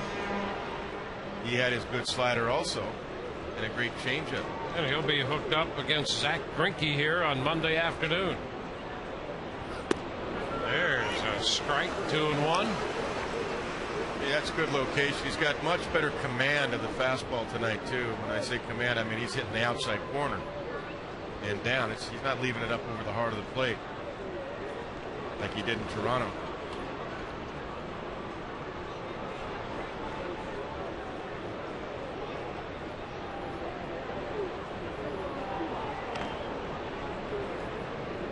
Jesus at first. DeJesus has been caught 6 times trying to steal. He's got 3 stolen bases. Yeah, he would run a bit, but his percentage overall is not that good. Out to second, Zobrist with a look to first, but no play there. On a soft liner caught by Ben Zobrist. 2 outs.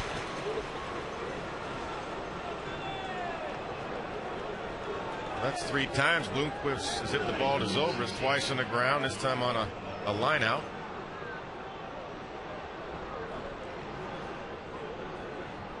Now Billy Butler.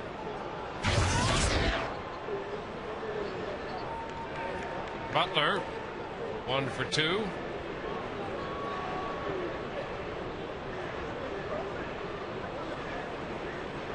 Runner takes off, and a good throw down to second should get him. He is caught stealing. DeJesus, 1-3-4 on the caught stealing to retire the side. Rays lead 4-1.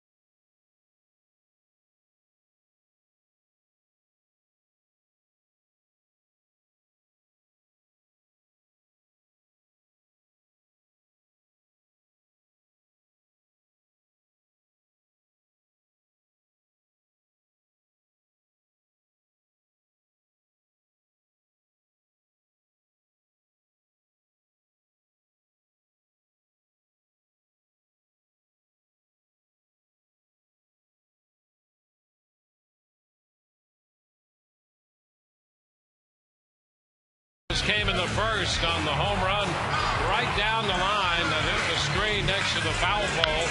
Carlos Pena. The other run in the fourth inning on the RBI double by Bartlett.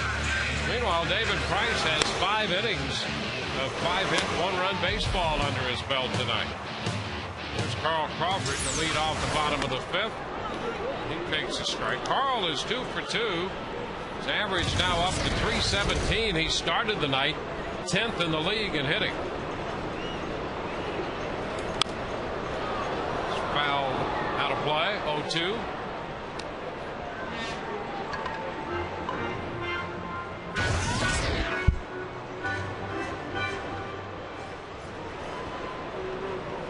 Longoria next, and then Zobrist. Ground ball by the mound, shortstop. Betancourt's throw. Oh, he can make that play close. Crawford does. He's out at first, but it was close. Yeah, that's a routine ground ball for most people, and Betancourt got rid of it quickly. He knew exactly who was running. There's a strike over there.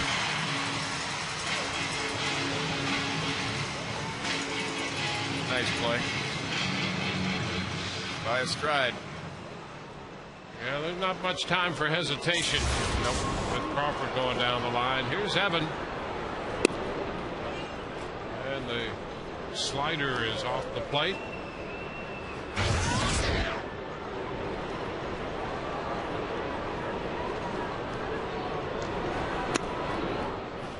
Two balls, no strikes.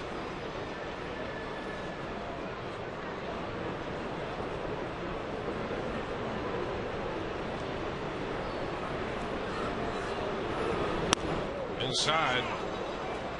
3-0.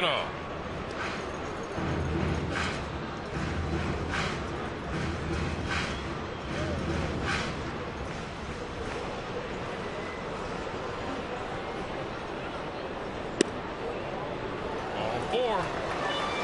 Third walk issued by Sidney Ponson.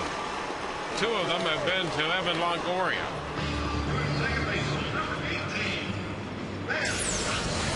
The old pitch was close, just off the outside corner. Just barely. Now Ben Zobrist. Yeah, Ponson might want to pitch him away. Pitch is down. 1 ball, no strike. Boy, Or way in. yeah, one of the other. Because Zobrist really got a hold of one and smoked it right back to the mound in the 3rd inning, and it deflected off Ponson in the air and was caught by Iospo at second to start a double play. You know, you were talking last time about Henry Aaron, you know, hitting those line drives back up the middle. Claude Osteen was my pitching coach in Texas, and he's talking about facing Henry Aaron. I said, how'd you get him out? He goes, I pitched him so far in, so he pulled the ball foul. I got the 2 strikes. Then I didn't know what to do. Yeah. He goes, he had those great wrists, and I didn't want him hitting one right back at me. Smart pitcher. Yeah. 1-1 the count. Zobrist shoots it up the right field line this time. That's a fair ball and bounces back toward the corner. Longoria is going to be waved around third. The throw to the plate's not going to be in time. And into third goes Zobrist. It's 5-1. Ben Zobrist kept that one fair inside the right field line. Well, he didn't pitch him in. He didn't want to hit back at him again. He tried to go inside. And he didn't quite get it in enough. That had too much of the plate. Ben was all over that one. Nice base running by Evan Longoria. That is a great sign to see how good he looks right now. He was looking to score all the way. Of course, his leg is healthy. Ben Zobrist never stops hustling. He's always looking for the extra base. Great job by both guys. So a walk and a triple. The Rays make it 5-1. You know, that's helped Evan, too. You can see him swinging the bat better, driving the ball, some home runs again, because his leg's healthy. He played through that, really didn't say a word, always wanted in there. He had to be, what, a good month? Yeah. Yep. Bothered him. Hamstring. Well, the other thing, the Rays have 7 hits. They have 5 extra base hits tonight. 3 triples now in this game. A double and a home run.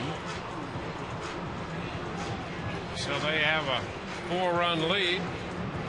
Robinson Tejeda throwing in the bullpen. Well, the real key, obviously, was David Price putting a 0 up there in the first. And then letting the offense get going. It all starts with the pitching. They set the tone for the game, and David's showing an excellent game today. 77 pitches for him and 52 strikes. So David is really pounding the zone and kind of relaxes the offense. You know, that's part of the reason, too, I think, in July, that the offense is at times gripped a little bit, you know, a little pressing. Carlos Pena with the infield close. Pitch is too high. Pena is homered. Skied to center. Very tough on an offense when you're down and you have to come back night after night.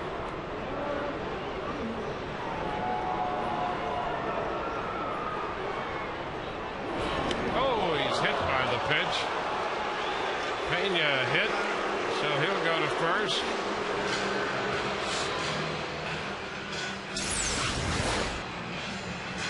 If you look at Ponson right here, well, you know what? That looks intentional to me. He's been right around the plate. I don't think he wanted any part of Pena, so he just hit him. I don't like that. He wanted to look for Burrell anyway to try to set up the double play. So I don't like that. He's had too good a command. That one didn't just get away. That was intentional. For me, from my vantage point. There's Pat Burrell. Down and off the plate. 1 ball, no strikes. Used to be the old Don Drysdale theory of, I'm going to walk you, I might as well just hit you. Why waste 4 pitches? That's right. Walk too many people and it'll cost you an arbitration or contract time. There you go. 2 balls, no strikes. You know, it makes me think of what Matt Garza did defending Longoria the other night. I really liked it. I know Matt admitted that he was doing that intentionally. Yeah, somebody's got to talk to him about that. That's the only thing. Well, I talked to Joe Madden today. He goes, "Yeah, I didn't want him to say that, you know." But they threw it. The Yankees threw it Longoria twice at his head too. And Jabba did it in New York. I was talking to Joe about that. He loved what Matt Garza did protecting Longoria. Just too honest. Yeah, that's right. So far, Joe told me there's a little fine coming down, but I don't think there's going to be a suspension. 3-0 to line drive base hit for Burrell. That's going to drive in Zobrist. The Rays have a 6-1 lead as Pat Burrell has his 2nd straight hit. Boy, that's good news. The guys we're talking about, Pena and Burrell, are getting it done tonight. That's going to be it for Sidney Ponson. Here's that RBI single for Burrell. Letting it fly right there. So the Rays have knocked Ponson out of there. Robinson Tejeda will be the new pitcher, and we'll be back in a moment.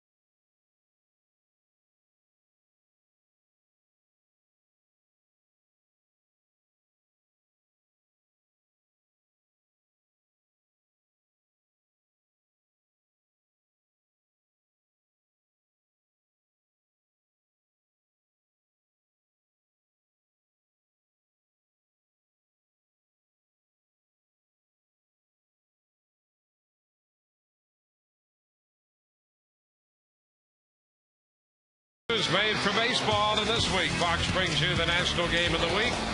Mark Teixeira leads the Yankees into Chicago to take on the White Sox. The Royals battle the Rays and Evan Longoria. The Dodgers square off against the Braves. Fox Saturday Baseball this week at 4 Eastern on Fox. Check your local listings for the game in your area. Jeff Neiman and Bruce Chen will be the pitching matchup tomorrow. Now Robinson Tejeda comes in from the Kansas City bullpen.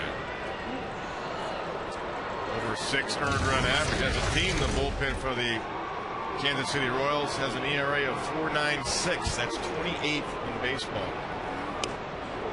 Big cut by Gabe Gross. Fastball, strike one.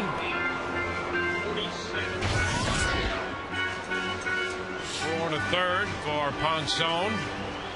8 hits, 6 runs. He's responsible for a couple men on as he departs.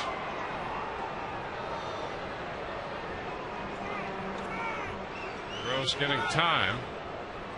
Gabe has consistently had very good at bats for the Rays. Hitting .333 with runners in scoring position coming into the game.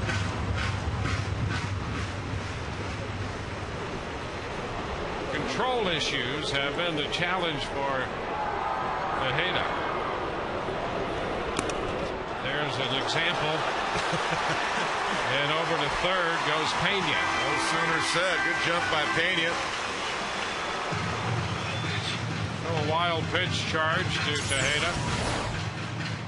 Trying to go away and missed by about 18, 19 inches. Trying to go down and away and missed off the inside corner. 6 inches off the inside corner. Pat Burrell did the right thing. He didn't have a good secondary lead. Pena would have had a shot at him. Brian Pena, that is. Also opens up the hole on the right side for Gabe Gross to shoot one through.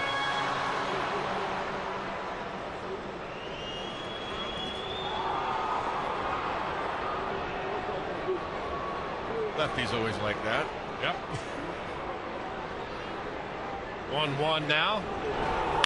And there is a base hit through that hole on the right side. Pena scores. The Rays make it 7-1. Gross drilling one through the right side, chasing home the run. Earl advances to second. That run is charged to Ponson. Yeah, nice short swing for Gabe Gross. He does have that. He reads the ball well, and he has a compact swing too.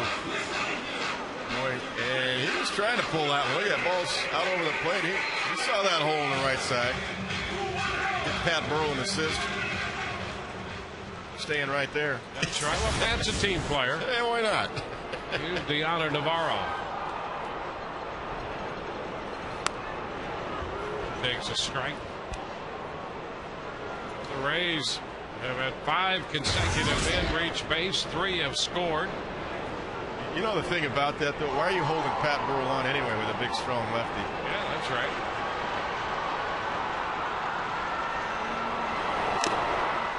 Foul back, 0-2.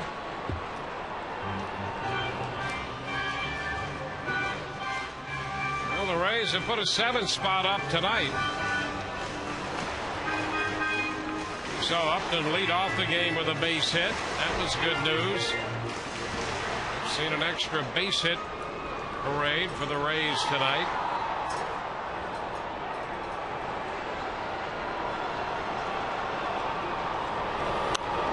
Foul right back, a fastball. Count still 2 strikes.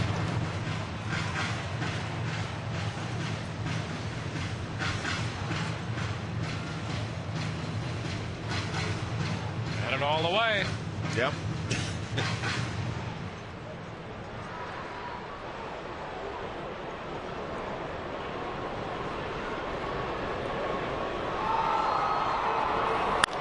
Line drive, and it's caught by Butler. He's going to go to second to double up Burrell, and that's going to retire the side. Boy, the Rays have hit into 2 of the hardest double plays we've seen in a long time. Rays lead 7-1.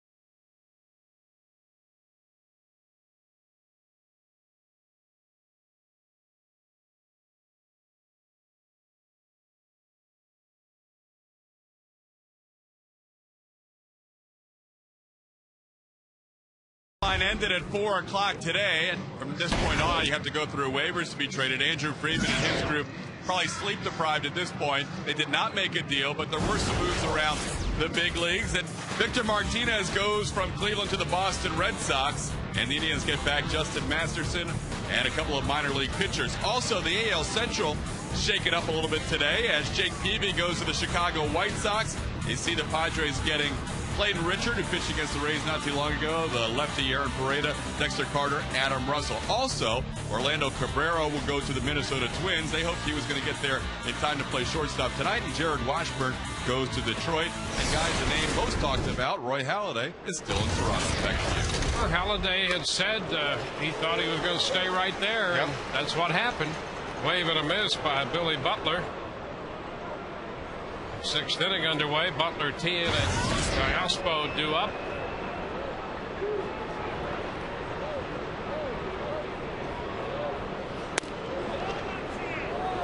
Inside. You know, I thought it was interesting on Peavy earlier in the year when he went on the DL, San Diego. Kevin Towers out there said, well, it's 50-50 that he's going to be back or not.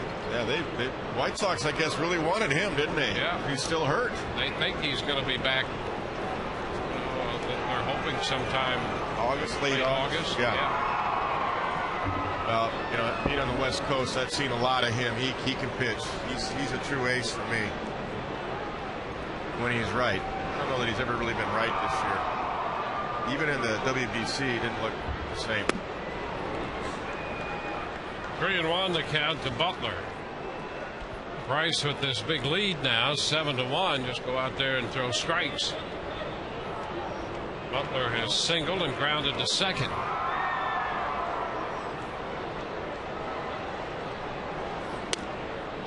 And the pitch is down for ball 4.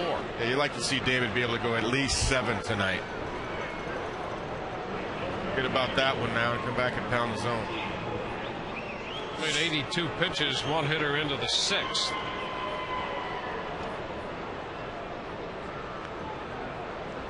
Martian will bat.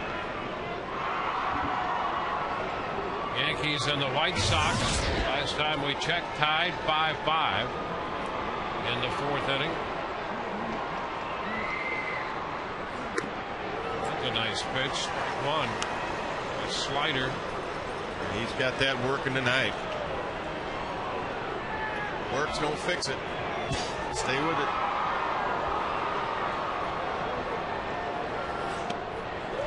Two. He did.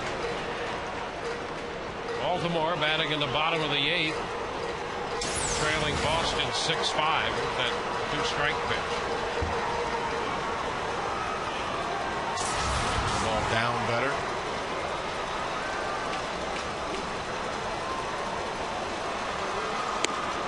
Strike 3 call.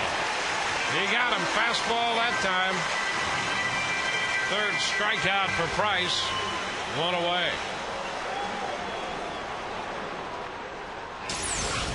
Punched out Tien twice on identical pitches. About a 94 fastball in the outside corner. Did the same thing in the 1st inning. And got him last time on the slider. On the play to Bartlett at short. Well, that's a great pitch and a great call by Charlie Relaford. Yeah. Love that overhead.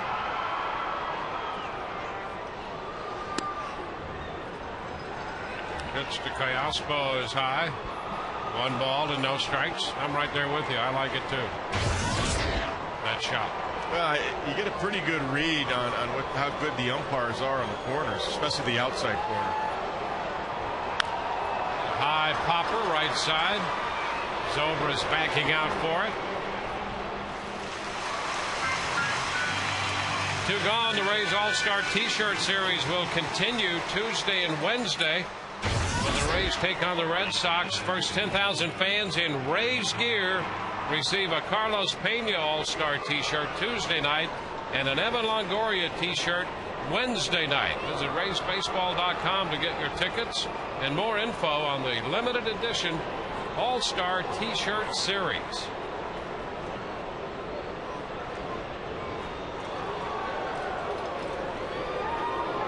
Here's Olivo. 2 outs with a man at first. Ground ball third. Evan will take it to second to Zobrist for the fourth. We go to the bottom of the sixth. 7-1 Tampa Bay.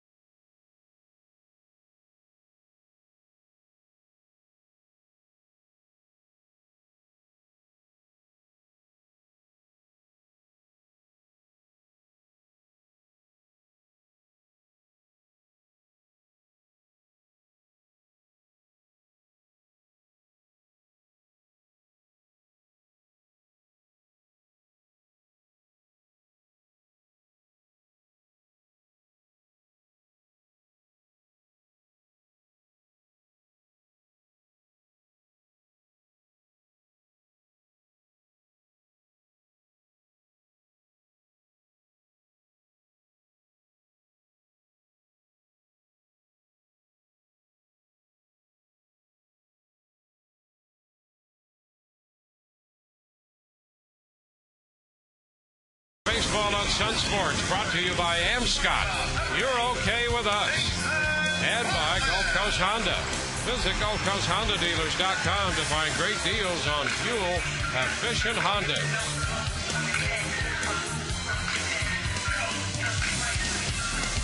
Back to Tropicana Field. Charlie Relaford, the plate umpire for the Rays, and right now we're an umpire short. Sam Holbrook left just a few moments ago. He's going to probably put the gear on, I think, right? Yeah, I'm thinking that might be the case. And Charlie, is he not feeling well, or do you? Charlie Relaford right there, the home plate umpire. We'll keep an eye on that, but right now we're just guessing that maybe Sam Holbrook's gone back to put on the equipment. Here's Jason Bartlett. The pitch is fouled straight back. Boy, an opening fastball again. That's a strike.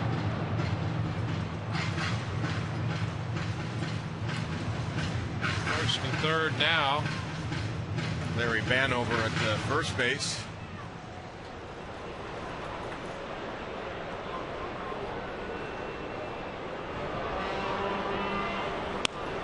Put away, 1-1. Robinson to Heda in relief of Sidney Ponson.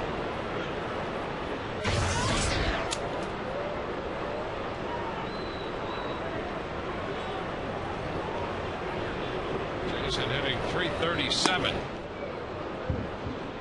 Late on the fastball. It's a pretty healthy fastball there. Yes, the gun said 91, but it had some life to it. Up.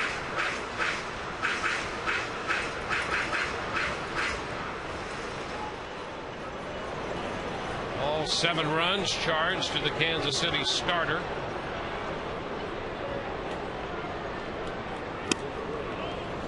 A bit wide. 2-2.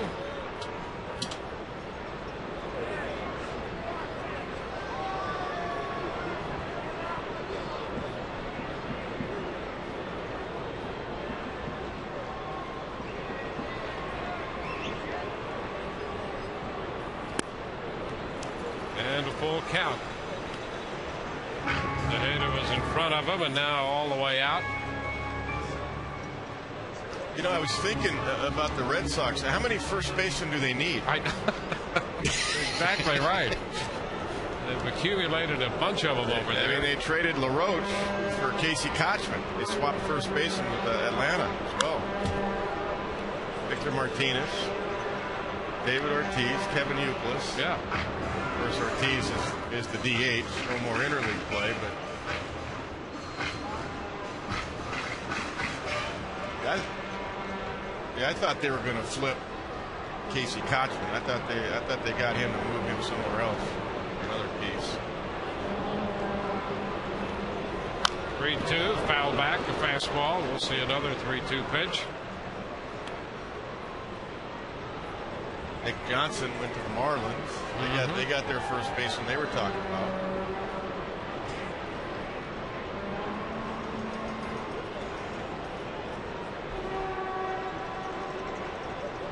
Well, there must be major concern about Lowell. Yeah, I think so. The Euclids can play a lot of third. Another fastball and another foul ball. Same pitch. Do it again.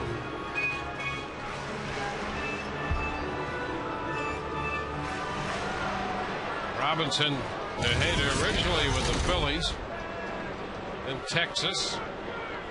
Last year over to Kansas City, splitting time between Texas and Kansas City. But another foul ball.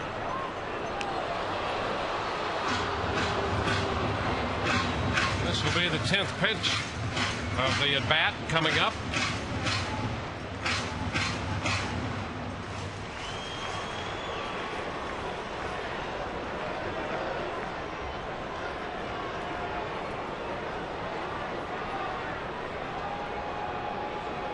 And a wave and a miss. All of those fastballs and then that. Yep, good off speed right there. 83, pulled the string on it.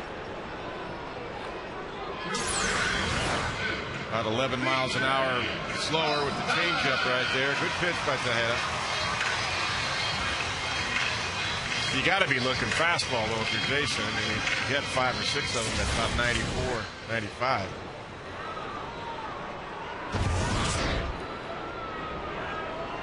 Now it's BJ. High. 1-0. Second game of the series tomorrow. First pitch is 4:10 tomorrow, and then Sunday afternoon at 1:38. Monday afternoon at 12:08.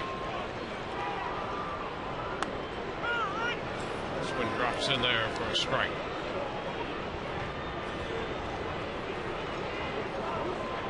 The Rays scored 3 in the first. They got 1 in the fourth and 3 more in the 5th inning. 2 balls and a strike. Carl Crawford will be next.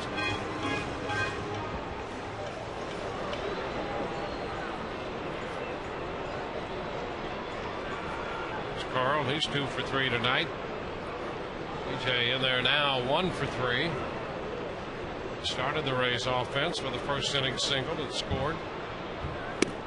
And a wave and a miss. That evens the count, 2-2. Got a good fastball, 93 off the outside corner. BJ asking where the pitch was. He's swinging a strike. I think it was a little bit outside.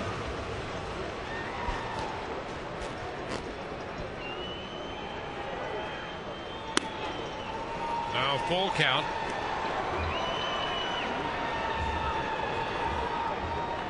The White Sox hitting in the bottom of the 4th, tied 5-5 with New York.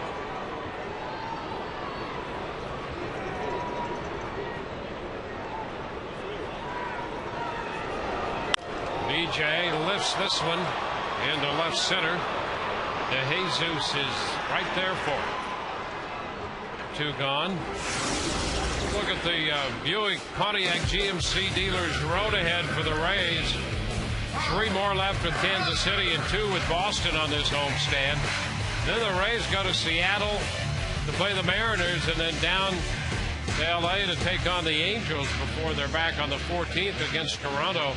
When you look at the remaining games the Rays have coming into this one, 60 left.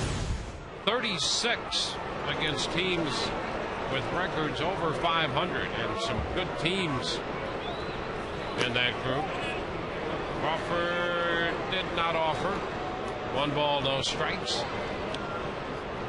Well, look at Carl from the side right there. Yeah, he held up. Well, in Seattle just traded Jared Washburn to Detroit today, so That's one starter that's having an excellent year. ERA is about 2.8 for Seattle, and you know he gives a lot of credit to Rick Adair. Rick Adair, the new pitching coach, helped him with his changeup and keeping the ball down better. Jared was always a high pass ball, fly ball pitcher. Foul. It's 1-2. Well, the Rays have 8 left with the Red Sox, 2 of them on this homestand. 7 left with the Yankees. They have 6 left with Texas and 6 left with Detroit, where Washburn went. 5 with Seattle, and then those 3 with the Angels. So that's like 36 of 60 right there. Into the dirt. 2-2.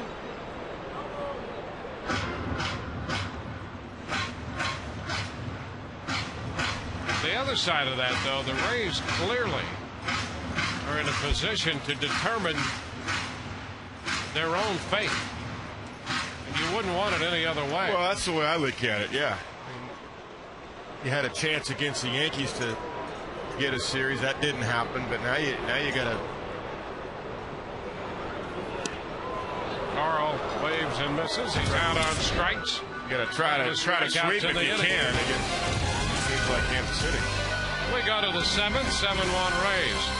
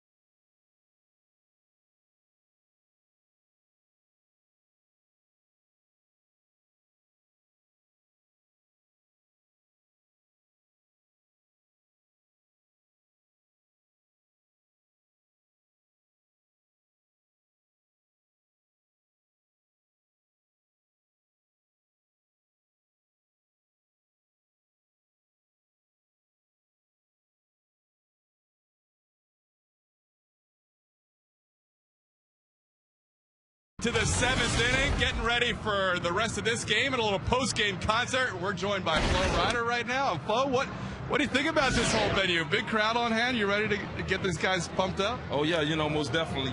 We up and winning, so I look forward to doing a big extravaganza by celebrating, performing after the show. I'm enjoying myself. You started this good vibe with their first pitch, and you told me you want to make sure you didn't bounce it, right? Oh yeah, that's most important. The fact that at least it came across this plate, got inside to catch his mitt, and hey, I'm happy with that. Michelle Hernandez was showing some good ups there. Now, one of the guys who's not playing tonight, Willie Ibar, his walk-up song, his intro song is low. Yeah, so maybe he'll get a pinch hit later on, but a couple guys around the league, you hear a little Flo Rida. Does that make you feel pretty happy when you hear that? Oh yeah, it definitely kind of boosts up my ego, makes me happy, motivates me, to actually come out tonight. So I mean, like I said, we up and winning, the vibe is right, and I look forward to giving up a great show. 20%, getting the crowd involved and just celebrating like it should be done. And you've been in a venue like this before? I mean, I've been to a couple of venues, but it's always great. The latest venue that you get a chance to go and visit is always the best. Are you going to become a Rays fan now? I know South Florida. I got my jersey on, got my name stitched in the back. So. Can we see the name? Oh yeah, most definitely. There it is, guys. Flo Rida, #1. So now you're an adopted Rays fan, right? Oh, I mean, all day. Shout out to all the Rays fans. Shout out to all the fans who support Flo Rida. The combination of both is just something so big and major. Flo Rida, guys, performing right after the game. We're looking forward to it. Back to you. All right, boy, Todd Callis. I mean, truly a man for all ages and maybe all stages. You know, there's Florida tonight with the caveman last night. How does he do it? He relates to everyone. Bartlett from shortstop takes care of this bouncing ball off the bat of Pena. He's a man of the people. He is indeed. One out.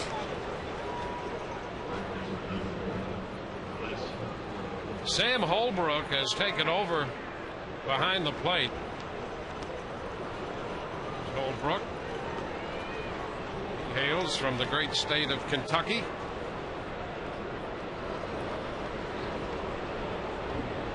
Alex Gordon stepping in there. Pitch is down. 1 ball, no strikes.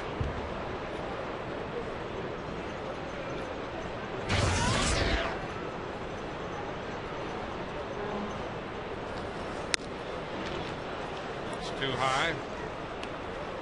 2-0.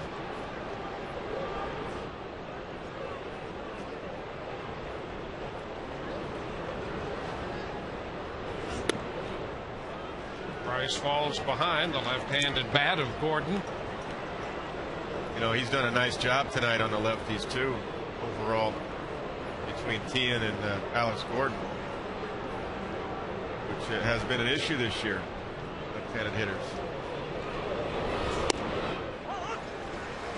That's a strike. 3-1.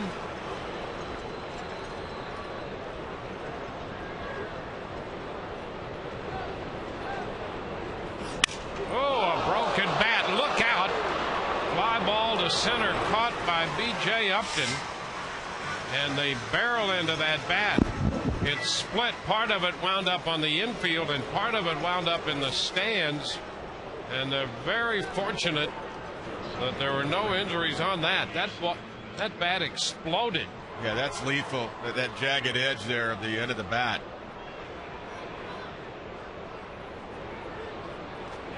That is upsetting. 3-1 pitch right here gets in and just shatters the bat of Alex Gordon right there. Good fastball. Projectile right there in the stands. Wow.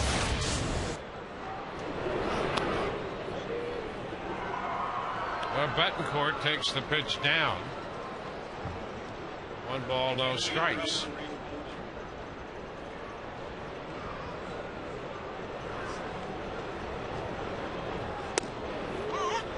That's a strike. 1-1.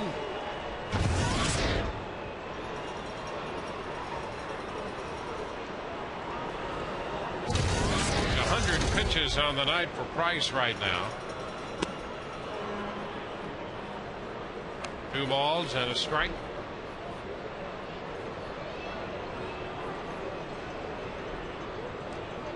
Well, there's part of the bat. Louisville slugger right there. Foul ball takes it to 2-2.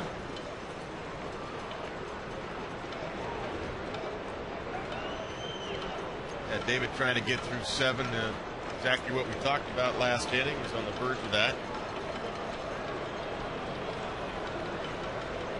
And an outstanding outing for him so far. There's a foul. Out of play. What was the count at 2 balls, 2 strikes?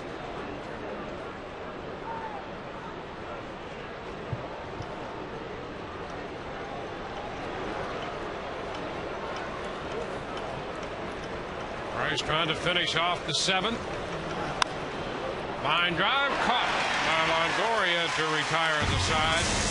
1, 2, 3. We got to the bottom of the 7th. It's 7-1 Rays.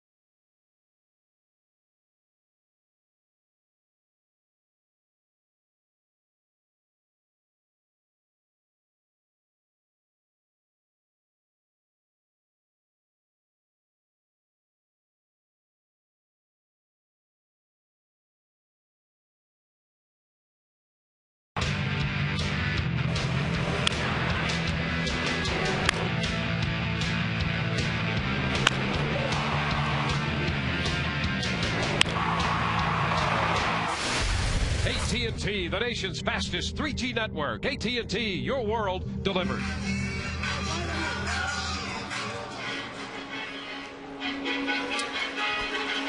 In the bottom of the 7th inning with the Rays leading 7-1. Juan Cruz takes over on the mound for the Royals. Monson worked 4 1/3. Tejeda worked an inning and 2/3, and now it's Cruz. This guy's got a good arm too, but look at that earned run average. That fits in right with what the rest of the Royals have been doing this year out of that bullpen. 6.5. That's incredible. This guy's got good stuff. Well, Evan Longoria leads it off here in the 7th, and the pitch is up and in. Longoria had a home run off him over in Kansas City. It was in the Friday night game there.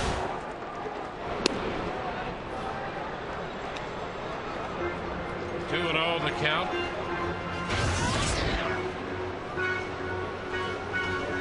The Rays mounted a comeback and won that game 8-7. Longoria's home run made the difference. 2-1.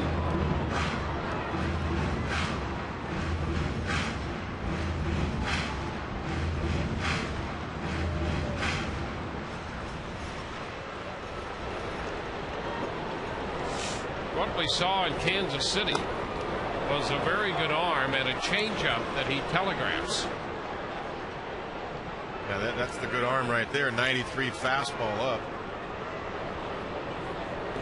He slowed his arm motion. Showed that a couple times to Longoria, and it cost him. Now it's 3-2.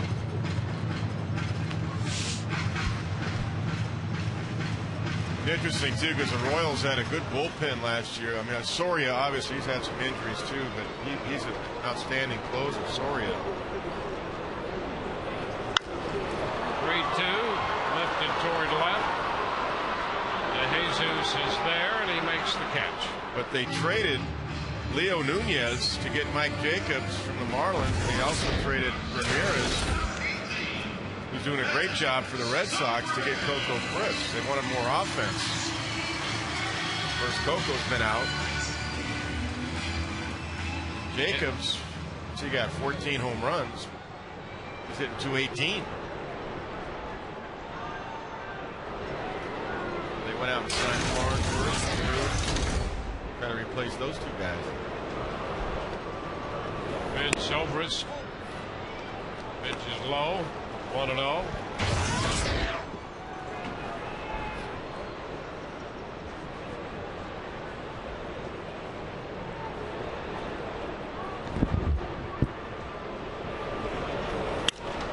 Ground ball. There's a base hit. Zobrist has his second hit. The Rays in double figures with 10.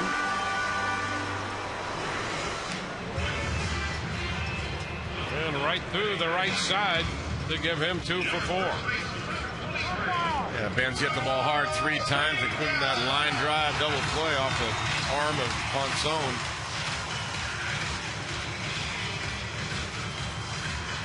Nice double last time up in the 5th. RBI double in the corner in right field.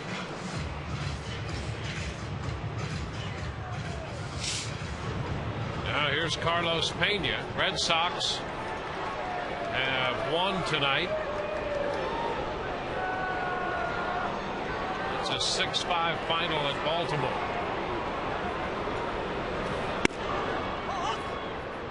Pena takes a strike.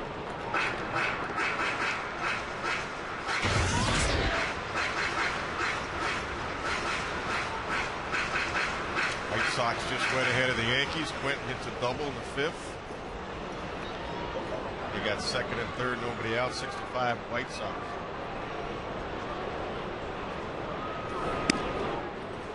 One and one. The pitch close to Carlos Pena.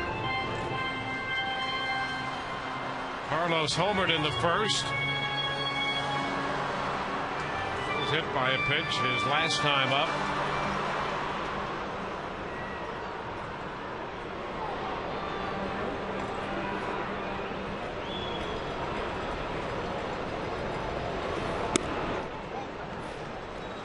Balls and a strike.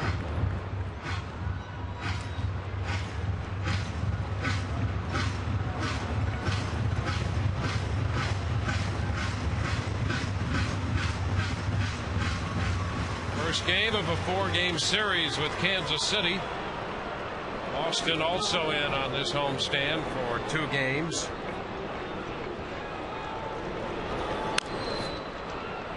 2-2 to Carlos.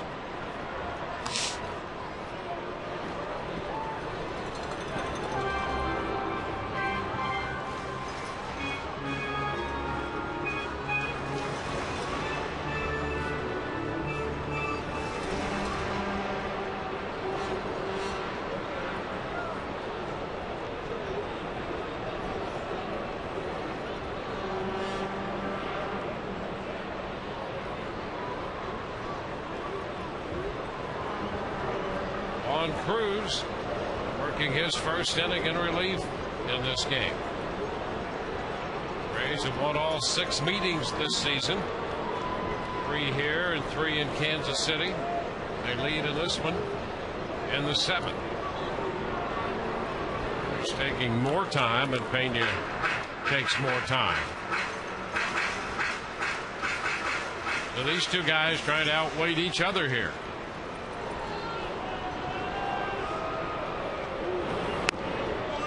Full count.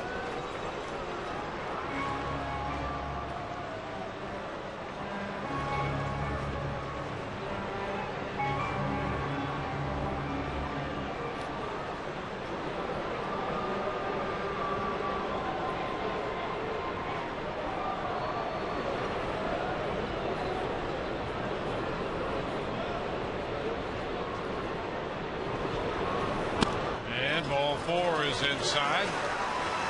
Pena walks, and that pushes Zobrist up to second for Pat Burrell.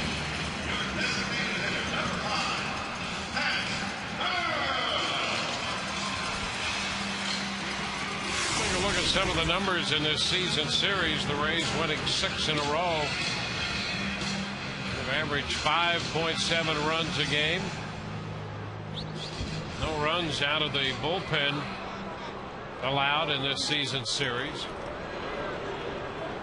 10-0 in the steal department. A lot of command issues too. Cruz has walked 24 and 42 and 2/3 innings coming in. That's his 25th walk.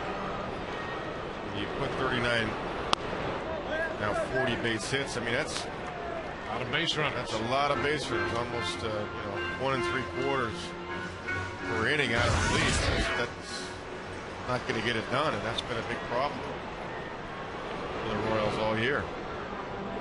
Pat tripled, scored in the 4th, singled in a run in the 5th. Ahead in the count 2-0 here in the 7th inning.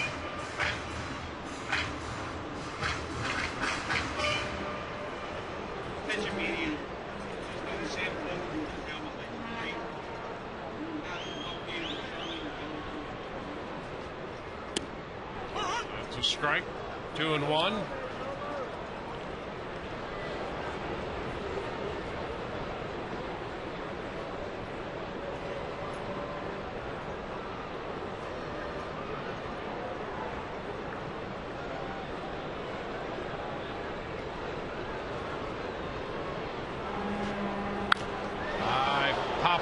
Side foul, stalked by Butler. He's going to have room and comes back to make the catch. That turned out to be challenging for Butler, and he made the catch. It was up there, major league pop fly right there, and he's looking up in that roof too. The light background. 2 outs. Charlie Relaford has left the game, as we mentioned. Let's check in with Todd to see what he has for an update. Well, Dwayne, he was looked at by Dr. Coco Eaton in the Rays clubhouse, and as it turns out, he has a torn right calf muscle. It happened in the 2nd inning tonight, and he's going to be out for about 4 to 6 weeks, we're finding out. So they're going to try and get another umpire in here for tomorrow's game. But a torn right calf muscle, and it happened in the 2nd inning of tonight's game. Guys, back to you. All right. Thank you. And the pitch is outside to Gabe Gross. Wow. Ball, no strikes. How about that, huh? I thought he was moving around a little gingerly back there. That's too bad. Good umpire. Was doing a good job tonight, too.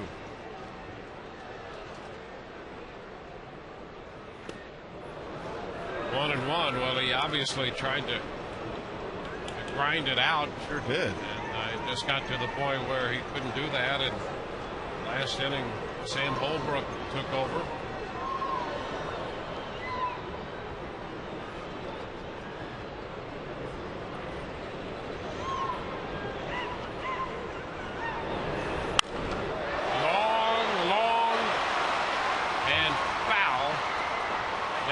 Right side. Boy, how about that? That was is a deep. bomb. Yeah.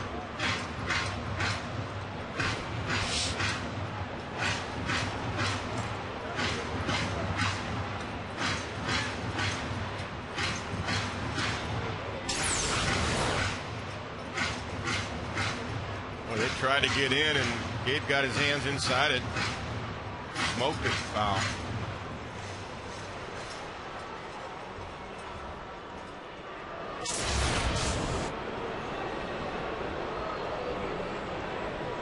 Two. That's strike three called. He caught the inside edge that time to retire the side. Rays lead 2 and lead 7-1.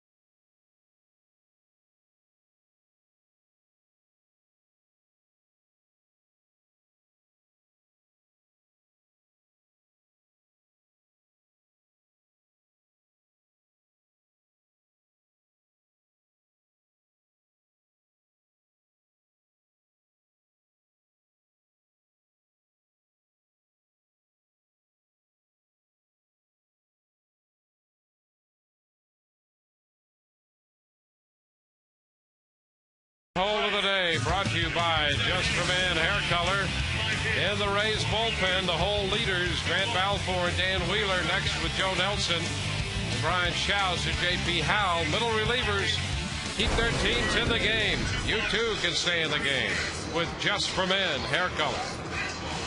Lance Cormier will be the new pitcher for the Rays. David Price made 104 pitches tonight, and now gives way to Cormier with the Rays leading 7-1. Yeah, solid numbers for Lance Cormier. ERA below 3 and 54 in the third innings. This is his 31st appearance, and this is one of the strengths of this Rays ball club.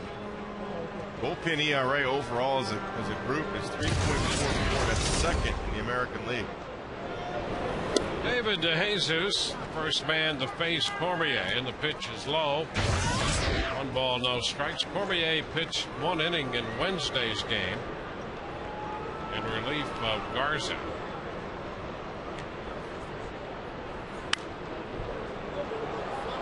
One ball, 1 strike.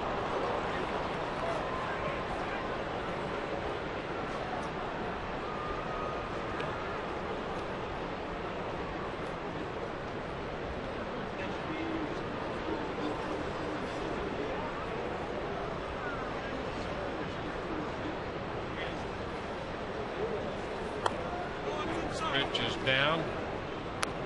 2-1.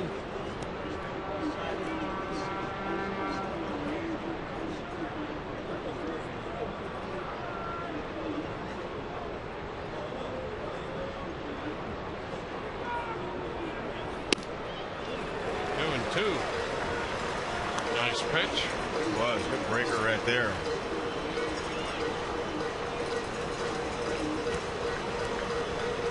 Price gave up a run, 5 hits. He struck out 3, walked 2. Now Cormier. Oh, a good outing by the young left-hander David Price. Count is full to DeJesus.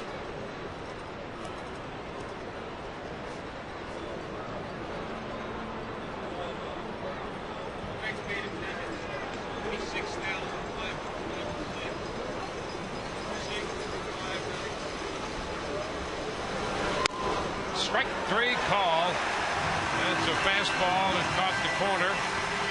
Cormier comes back to get him. Yeah, a little too close to take right there with 2 strikes. Back door, high part of the zone.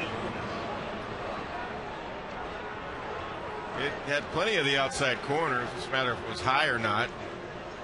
The high part of the strike zone is midpoint between the armpits and the belt. Willie Bloomquist bounces one to third. Even with a bag. Longoria's throw. One hops past Pena is backed up by Zobrist. And Bloomquist is aboard. Well, that throw one hopped in, and that'll be the 10th error of the year charged to Evan. Don't miss your chance to scoop up a little piece of Rays history. Bid on the 98 jerseys worn by the Rays and the A's on Turn Back the Clock night. Proceeds benefit the Moffitt Cancer Center and the Rays Baseball Foundation. To place your bid, visit raysbaseball.com.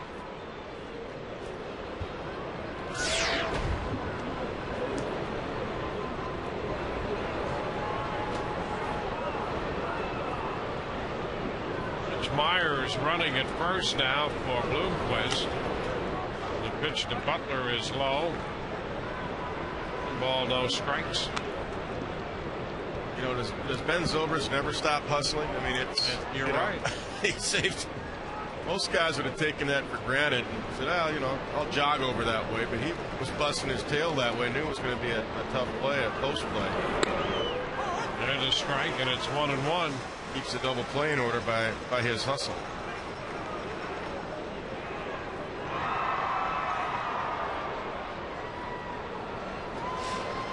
Yeah, we're going to have to create a hustle award here, and he's the front runner.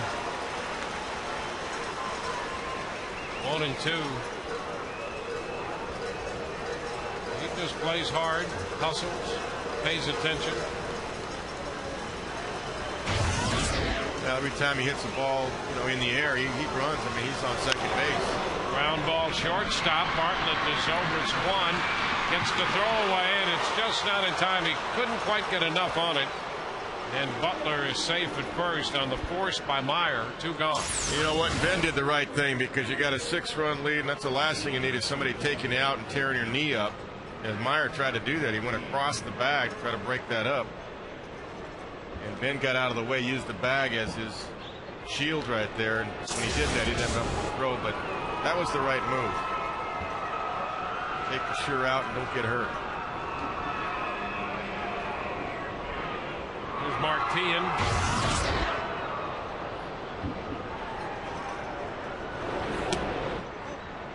Too low. Ball, no strikes. We're in the 8th. The Rays have led throughout the evening 3-0, 3-1, 4-1, now 7-1.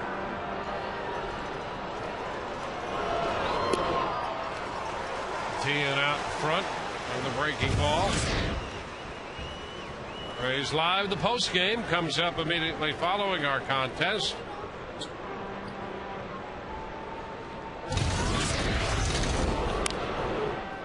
One ball, 2 strikes.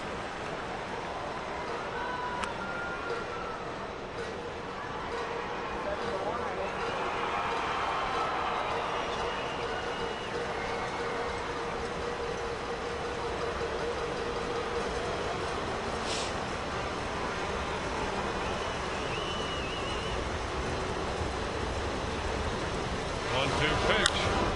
Liner into left. Crawford there catch. Top of the 8th is over, and there and a man left. Rays coming in to hit, leading 7-1.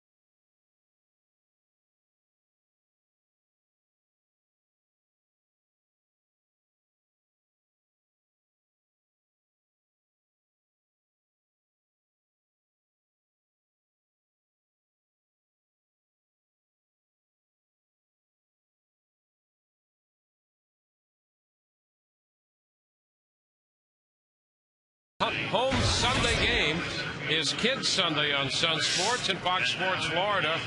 Our camera crews will be in the stands searching for the most creative sign showing your support for the Rays. So grab your markers and poster board.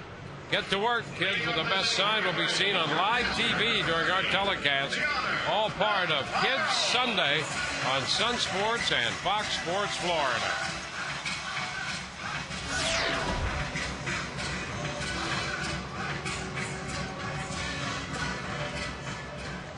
In the bottom of the 8th inning, the Rays have Deanna Navarro to lead off. Roman Colon is the new pitcher.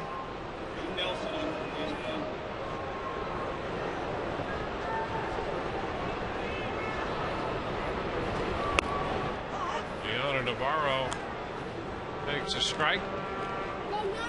It's Mitch Myers staying on to play center field after running for Blomquist. Navarro for 2 with a walk, swings over that pitch, 0-2.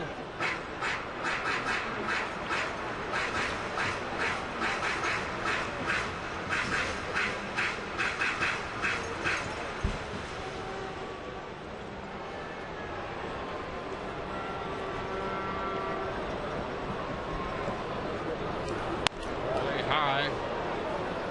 1 ball and 2 strikes. 22 games for Cologne. ERA pushing 5 right there.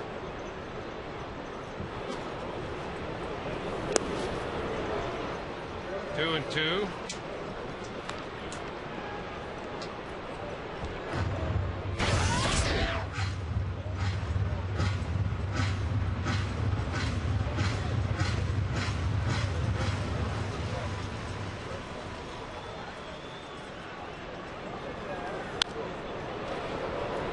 Into the screen, 2 and 2. They've got some good arms in the pen, and they're all throw 93, 94. It's just command is such an issue.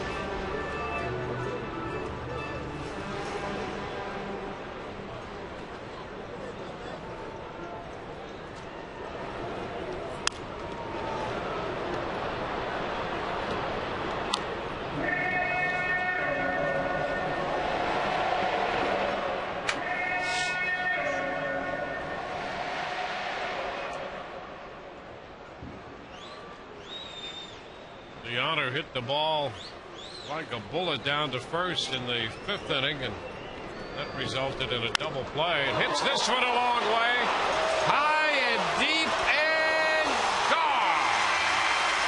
Home run for Deanna Navarro on a 2-2 pitch.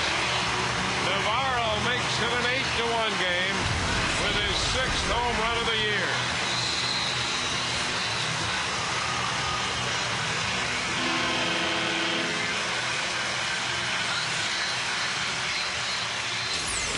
Got a fastball in. They tried to go in on him, and he was all over it. Quick swing right there. Ball had the middle third of the plate, and he was all over it.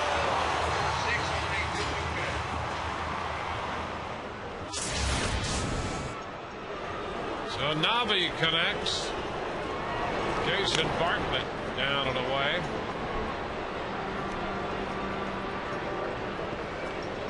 His first home run, he hit one on July the 4th in Texas.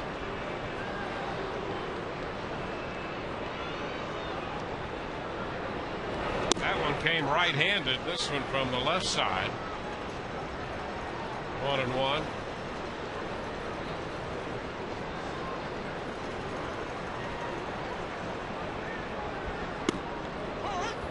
On the outside edge. It's 1-2.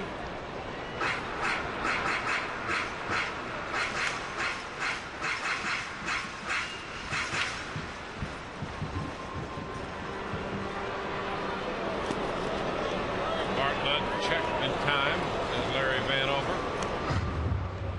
Count is 2-2. Larry Vanover took a look at just now. Jason did not break the wrist, holds it out there. Case. He lifts one into left. DeJesus cuts across. Meyer's there, and Meyer makes the grab. So that will be the first out. We'll check in with Todd Callis once again. Dwayne, the Rays just wanted to give a quick reminder to all fans going to the game tomorrow. It's been a sellout for the entire week, but on a lot of schedules, the game time's listed as 6:08. And for all those fans coming out to see the game and Daughtry post-game concert, the game's actually a 4:10 start tomorrow, so make sure you get out here in time for tomorrow's game. Guys, back to you. All right, that's a worthwhile update right there. PJ takes a pitch down and away. In fact, all of these games have different start times. Tomorrow, 4:10 first pitch. Sunday's a 1:38 first pitch. Monday's a 12:08 first pitch.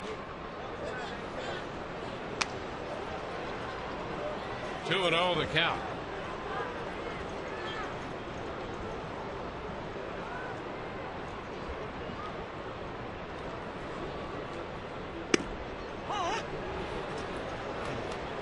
Doing one. Handed him up right there.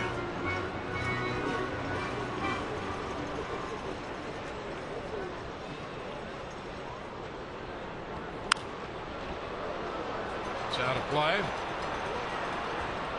2-2.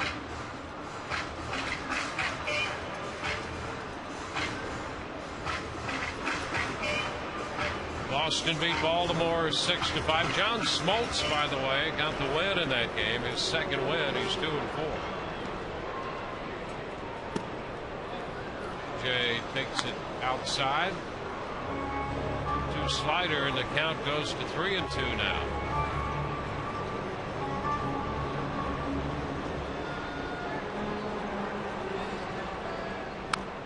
White Sox lead the Yankees 6-5 Chicago. They're in the bottom of the 6th inning in Chicago. Harry Kinskey's hit a home run for the Yankees in that one, and Quentin has hit one for the White Sox. He's got 6. Yes, he does. He's got 6 for the Yankees. He's playing right field tonight. Swing and a miss. Upton is out on strikes on the high fastball. Second strikeout. The Yankees picked up Hairston also from Cincinnati.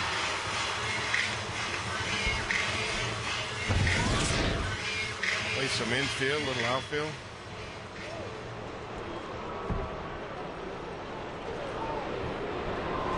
Crawford.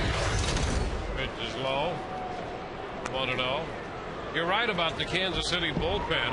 You see a string of strong arms. You're not quite sure where the ball is going to go. No, it's all about command, though. But boy, they have some strong arms. 2-0. Thinking about other trades today. Scott Rowland is gone. He went to Cincinnati. He went to Cincinnati, that's right. Toronto's trying to save some salary.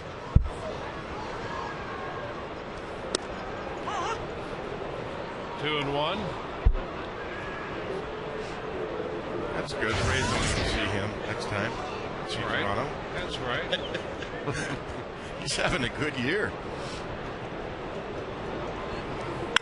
There's a base hit drilled up the middle, and Crawford is 3 for 5. Who's having a better year? Wow. Crisp. He was 5 for 10 in the Yankee series, and he's 3 for 5 tonight. Boy, it just jumped off his bat right here.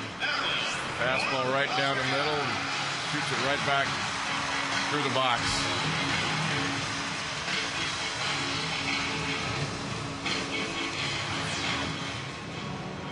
Of course, there'll be no run in here. They play behind him, and Carl's not going to run in the 8th inning here, up 7 runs. Here's Evan.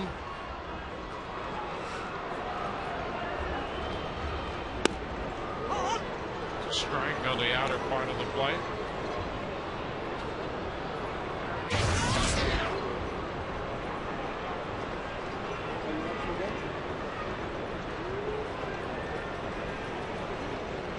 Evan twice has walked. He has scored a run.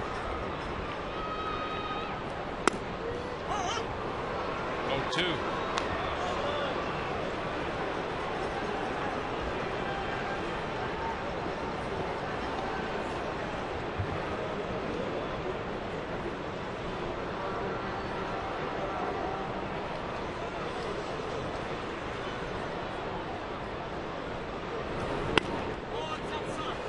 One ball, 2 strikes.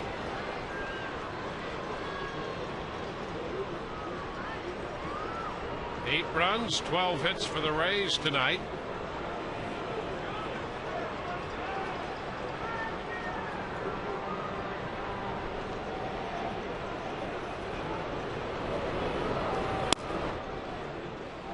Two and two. The Rays scored 8 runs in one of the games in Kansas City when they came back to win at 8-7. They scored 4 runs in each of the other 2 games. Have 8 runs tonight.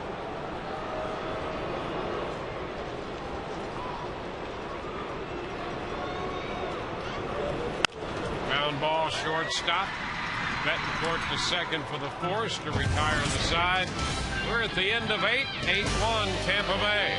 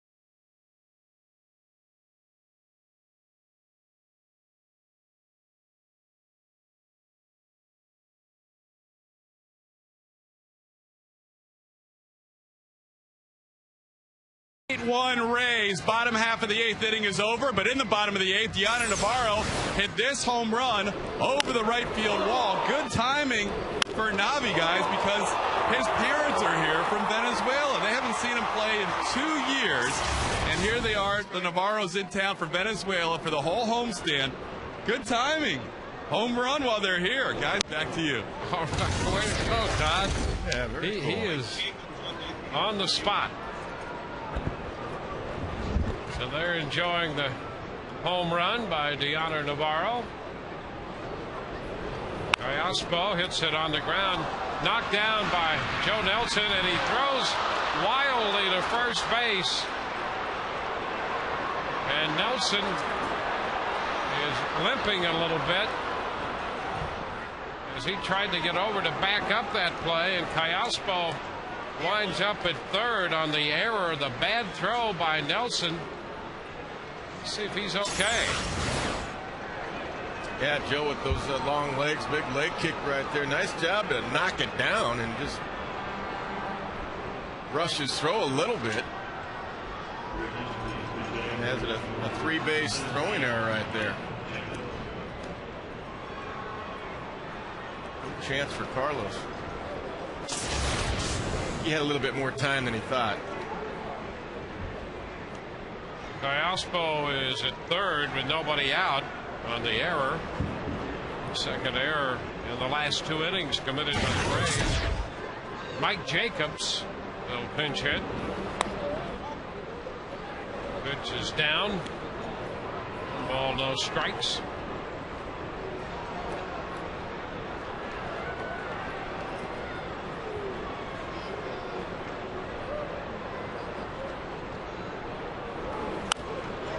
Jacobs takes a big cut and fouls it back. These two guys were teammates last year, Jacobs and Nelson. And Jacobs hit 32 home runs for the Marlins.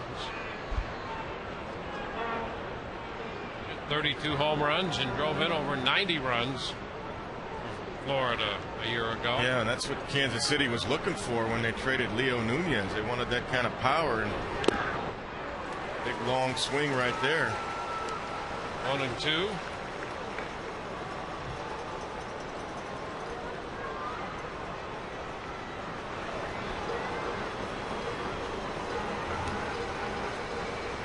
Price for 7, Cormier for 1.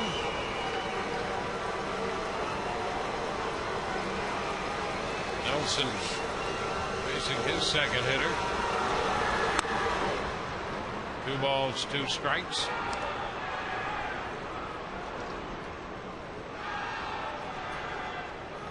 Joe pitched an inning and 2/3 Monday in the New York series. Walked 3 and gave up a run.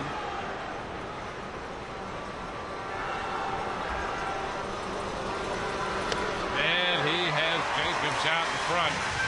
Got him with that big changeup. 5th strikeout for Rays pitching. That was a good one right there. 76 miles an hour, good arm speed on it. It looked like 86. He just threw the pitch before to Jacobs. Big long swing.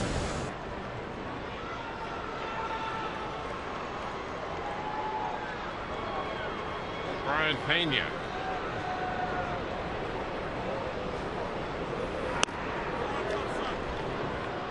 Low. Ball, no strikes.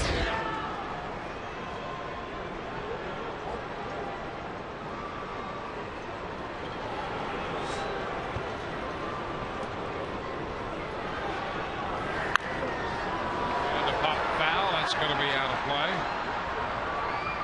1-1.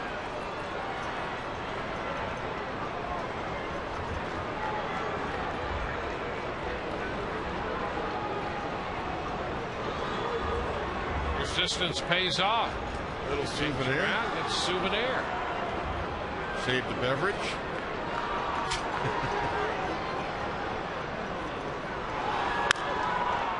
Drive ball lifted into left. Crawford's there to make the catch. Ayaspo tags. He's headed to the plate and will score. So Pena drives it around to make it 8-2.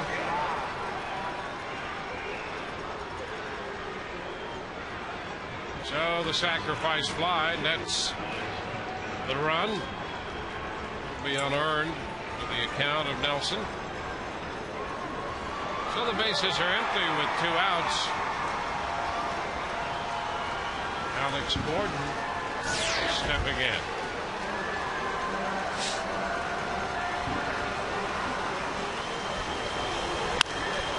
It's a fly ball, short center. Here comes BJ, and the Rays win it. They take the first game of this series from Kansas City. It's an 8-2 final, and the Rays win their 56th game of the year. 7